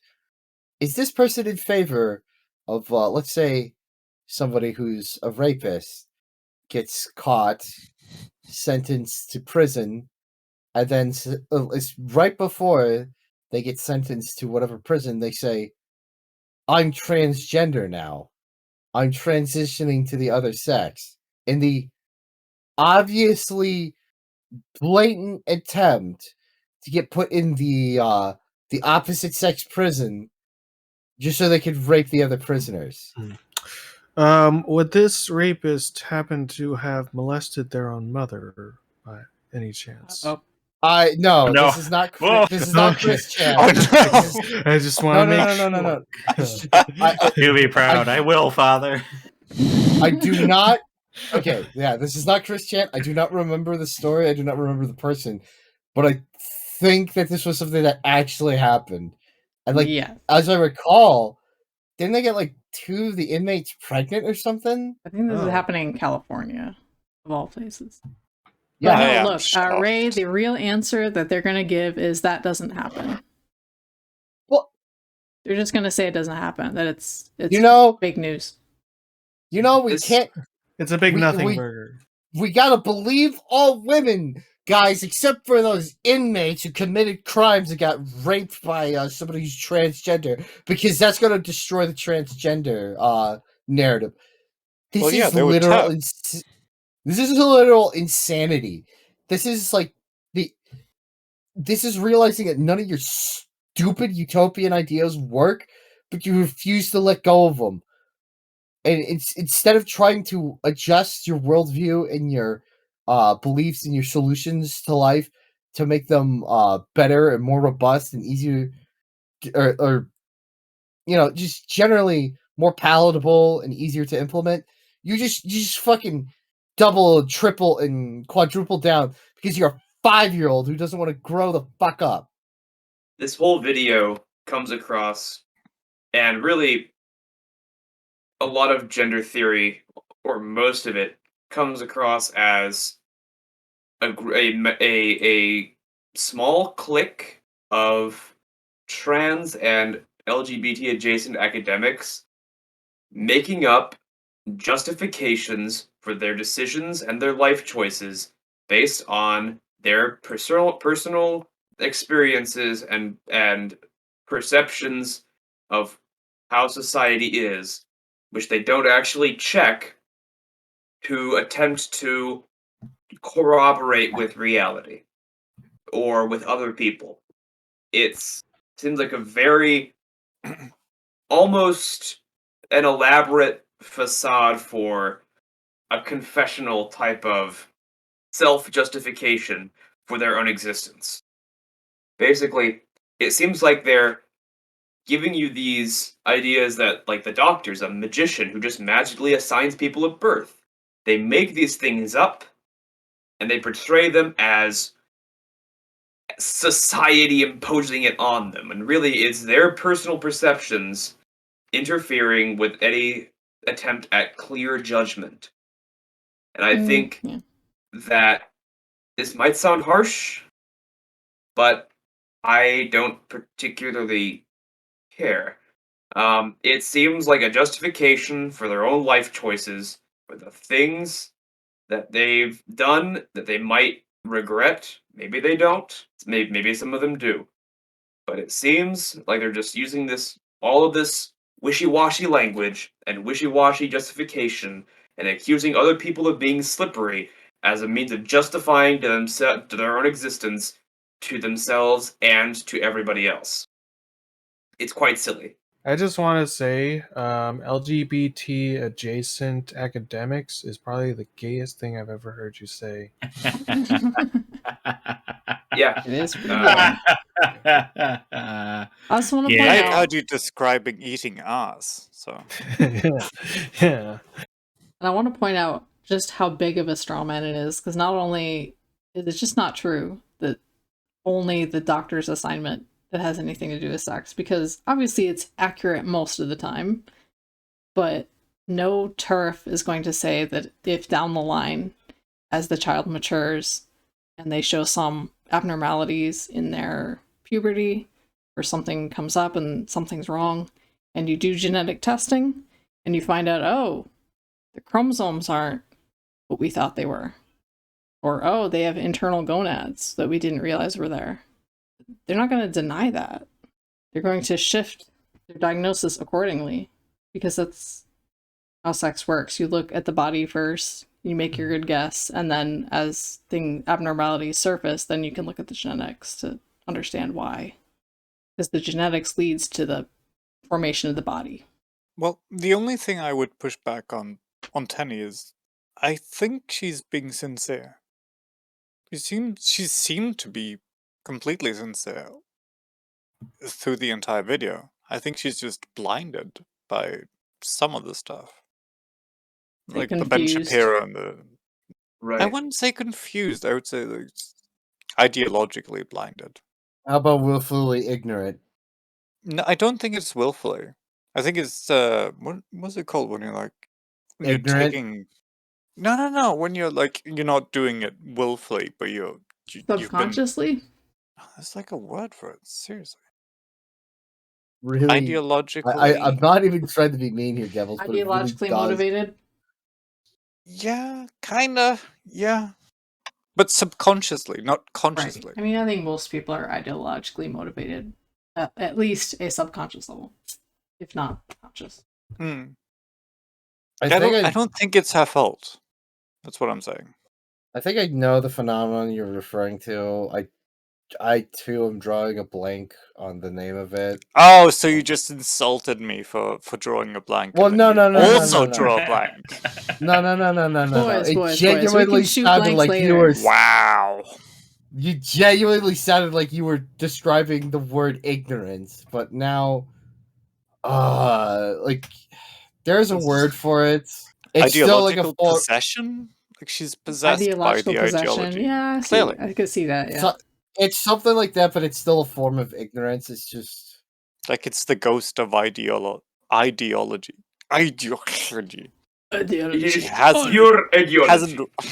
Hasn't woken her up on Christmas Eve yet. God, I actually do kind of. I guess the closest term I can think of right now is useful idiot. No. Well, anyway, instead of sitting and arguing about words we don't remember, let's finish up. Do what you can call yourself and who you can associate with. This belief is a rigidly idealist one, and it doesn't hold up to real-world scrutiny, but it's the core of their whole movement. It needs to be true, or everything else falls apart. The thing about treating sex as the most important thing and imparting deep cultural meaning onto people's bodies is you've just invented gender again. That is literally where gender came from at the very beginning. That's what gender was 2,000 years ago, and it's what gender was in the 1920s. I thought these people were supposed to be gender... 1920? Excuse me? That's when we had the flappers. And the jazz music. You referenced the one fucker who coined the term gender. That was in 1955. there was no concept before that.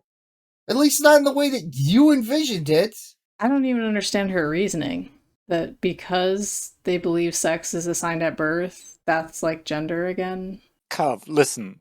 Before I just want to before the appreciate 1700s, we didn't have a word for computing, so you know. I just want to appreciate this freeze frame that we got here. Well, absolutely love it. All freeze frames are good. Smugness. Critical. It seems like they want us to step back several decades into the past when gender did exist, but we had no language to talk about it. We named gender in the first place to talk about how gender roles are artificial, how women's place in society is not natural. And I think this has worked. Nowadays, calling gender a social construct is so tame it barely feels worth saying. But TERFs want us to stop using this language. They identify themselves as the most principled, strident, radical feminists. But to borrow a page from their playbook, I don't give a shit how you identify, I care what you are. And the vast majority of TERFs are, at this point, fighting to control the bodies of women and people they think are women. They're fighting to reinstate the old order, where men and women inhabit separate worlds that can never touch, where gender is ignored and so-called natural sex differences justify all kinds of discrimination. Setting aside whatever ideals they claim, this is the world they're trying to build. This is what happens if they win. You want to talk material reality? There you go. We did it, boys. We did it. Boys, We did it. that's the end of For it. God's sakes. What is the last 4 minutes of this bullshit? Some Patreon. Patreon. Yeah, I think that he they're does. do you think they're a fed plant like Philosophy Tube? She's got 25,000 subscribers. I mean, I subscribed. You should be ashamed. Patreon. What? I want to be notified So if there's more of this TERFs kind of nonsense. Want to bring us into the past where we don't have a word for gender and therefore we're going to be oppressed. How much money does this person make a month? Someone look up their Patreon. I did. I'll look at the social blade. I'm just checking because the Patreon is public and they even leave the dollar amount. It's only $716 a month. And I know that that's like just the number that Patreon tells you. They take a huge fucking cut of that. So this person's making dog shit. Oh, yeah. I've made a net worth of less than I think I've cracked to less than there's 500 now. There's Patrons I've seen where somebody's making $70K a month. Now look at Thought Slime's Patreon. That's usually because they're selling farts in jars or something. Or they're you're communists. close, Animal. I'm not going to say what they're doing, but let's just say I have started looking into the logistics of doing that myself because I have no scruples against doing it. You know, I think I found the solution. I should just make my YouTube channel a communist revolutionary channel. Then I can really get the hits. Oh, fuck yeah. Just Look at the infest YouTube the algorithms bread for sure. like a mold. What if we subverted BreadTube? What if we start out with like the most bland, generic, left-wing oriented content, and then slowly moved away from it over time? Are you telling us to do a with this like a CIA gay op on their bread and put LSD in it? I'm saying we do exactly the gayest of gay ops, a real gay op. No, we're not just talking about the gay op. We're talking about the lesbian. So there we go. We got to the end. What are our thoughts? I guess I'll go down the lane. Down the line. I'll go down the line. It's almost midnight. Ray, what did you think? I hate it. I feel like worse than just like absorbing nothing. I feel like I have gotten dumber, like actively. All right, Tennyson. I don't. Oh, sorry. I don't really have anything else to say about that. Okay, cool. Tennyson. Okay, where do I start? This whole video was basically some sort of crack-fueled essay. The language used was it's gender sophistry. That's what it is. It's gender sophistry, using many, many words, too many words to say very, very little, too little. And like I mentioned before, it seems like, it seems like yet another addition to LGBT people and academics making elaborate justifications for their life choices, trying to justify their existence of themselves and to everybody else. And I don't think that it's going anywhere in a positive way. I don't think it's going to work out in the end. I don't think this will be around all that much in 10, 20 years. And I think in 10, 20 years, instead of a generation of LGBT people, we're going to see a generation of people, some of whom realize that they've made very, very dire decisions, and unfortunately may have no recourse as to reverse the effects thereof. And I hope that doesn't happen. I hope that these people can learn from their very foolish mistakes in the present, and and they can shake off this ideological shroud, and they can live as a more virtuous and self-realized person. But this ain't it, Chief, as the kids used to say. So yeah, that's my 2 bits. All right, Gabbles. I think it's probably one of the better videos on gender that we've seen, but I mean, I don't agree with 30% of it. I think it's a lot of ideological possession. I want to stay on the right side of history kind of talk. I don't know if it's intentional or if it's subconscious.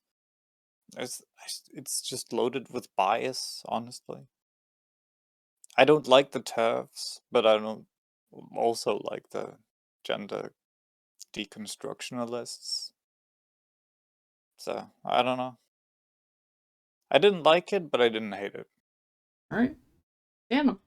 I'm glad I got a cool new book to read out of it. Yeah. I think we're both gonna read that book now.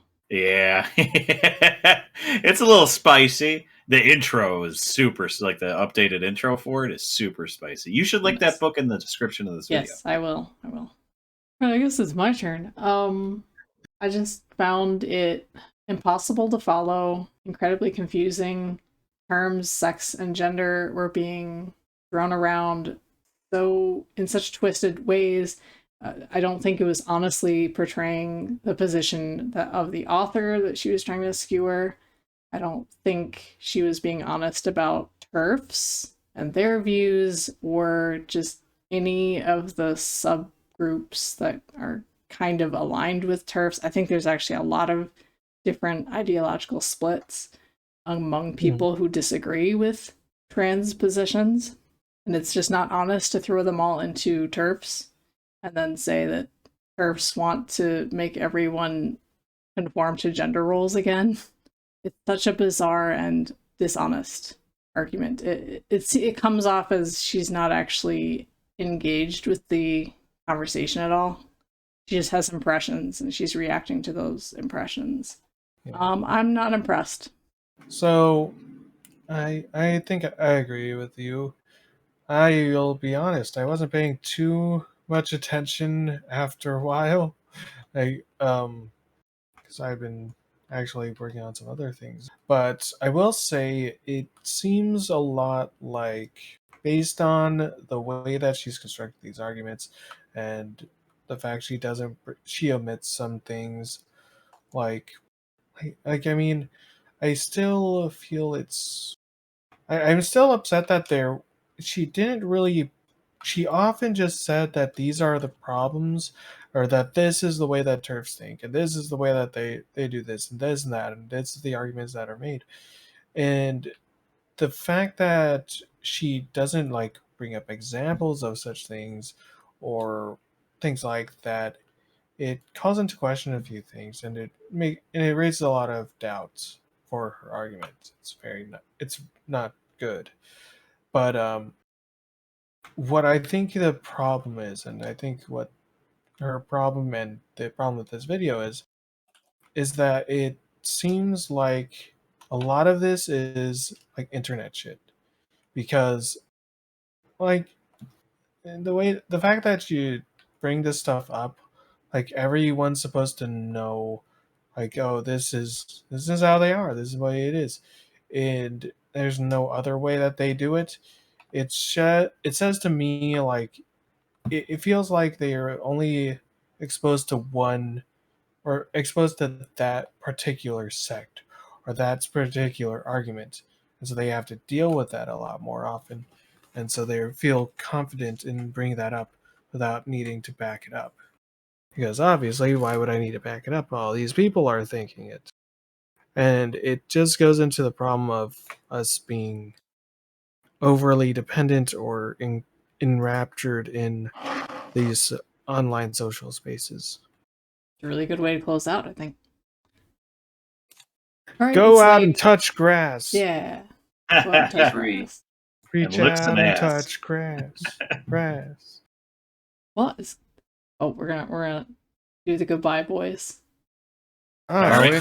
Are we? Goodbye, boys. It was a long one. I think we're all low energy at the end of this one. We're all defeated. Goodbye. Goodbye. Bye. Bye, boys. Bye, boys. I finally get to go be with my husband. Hooray.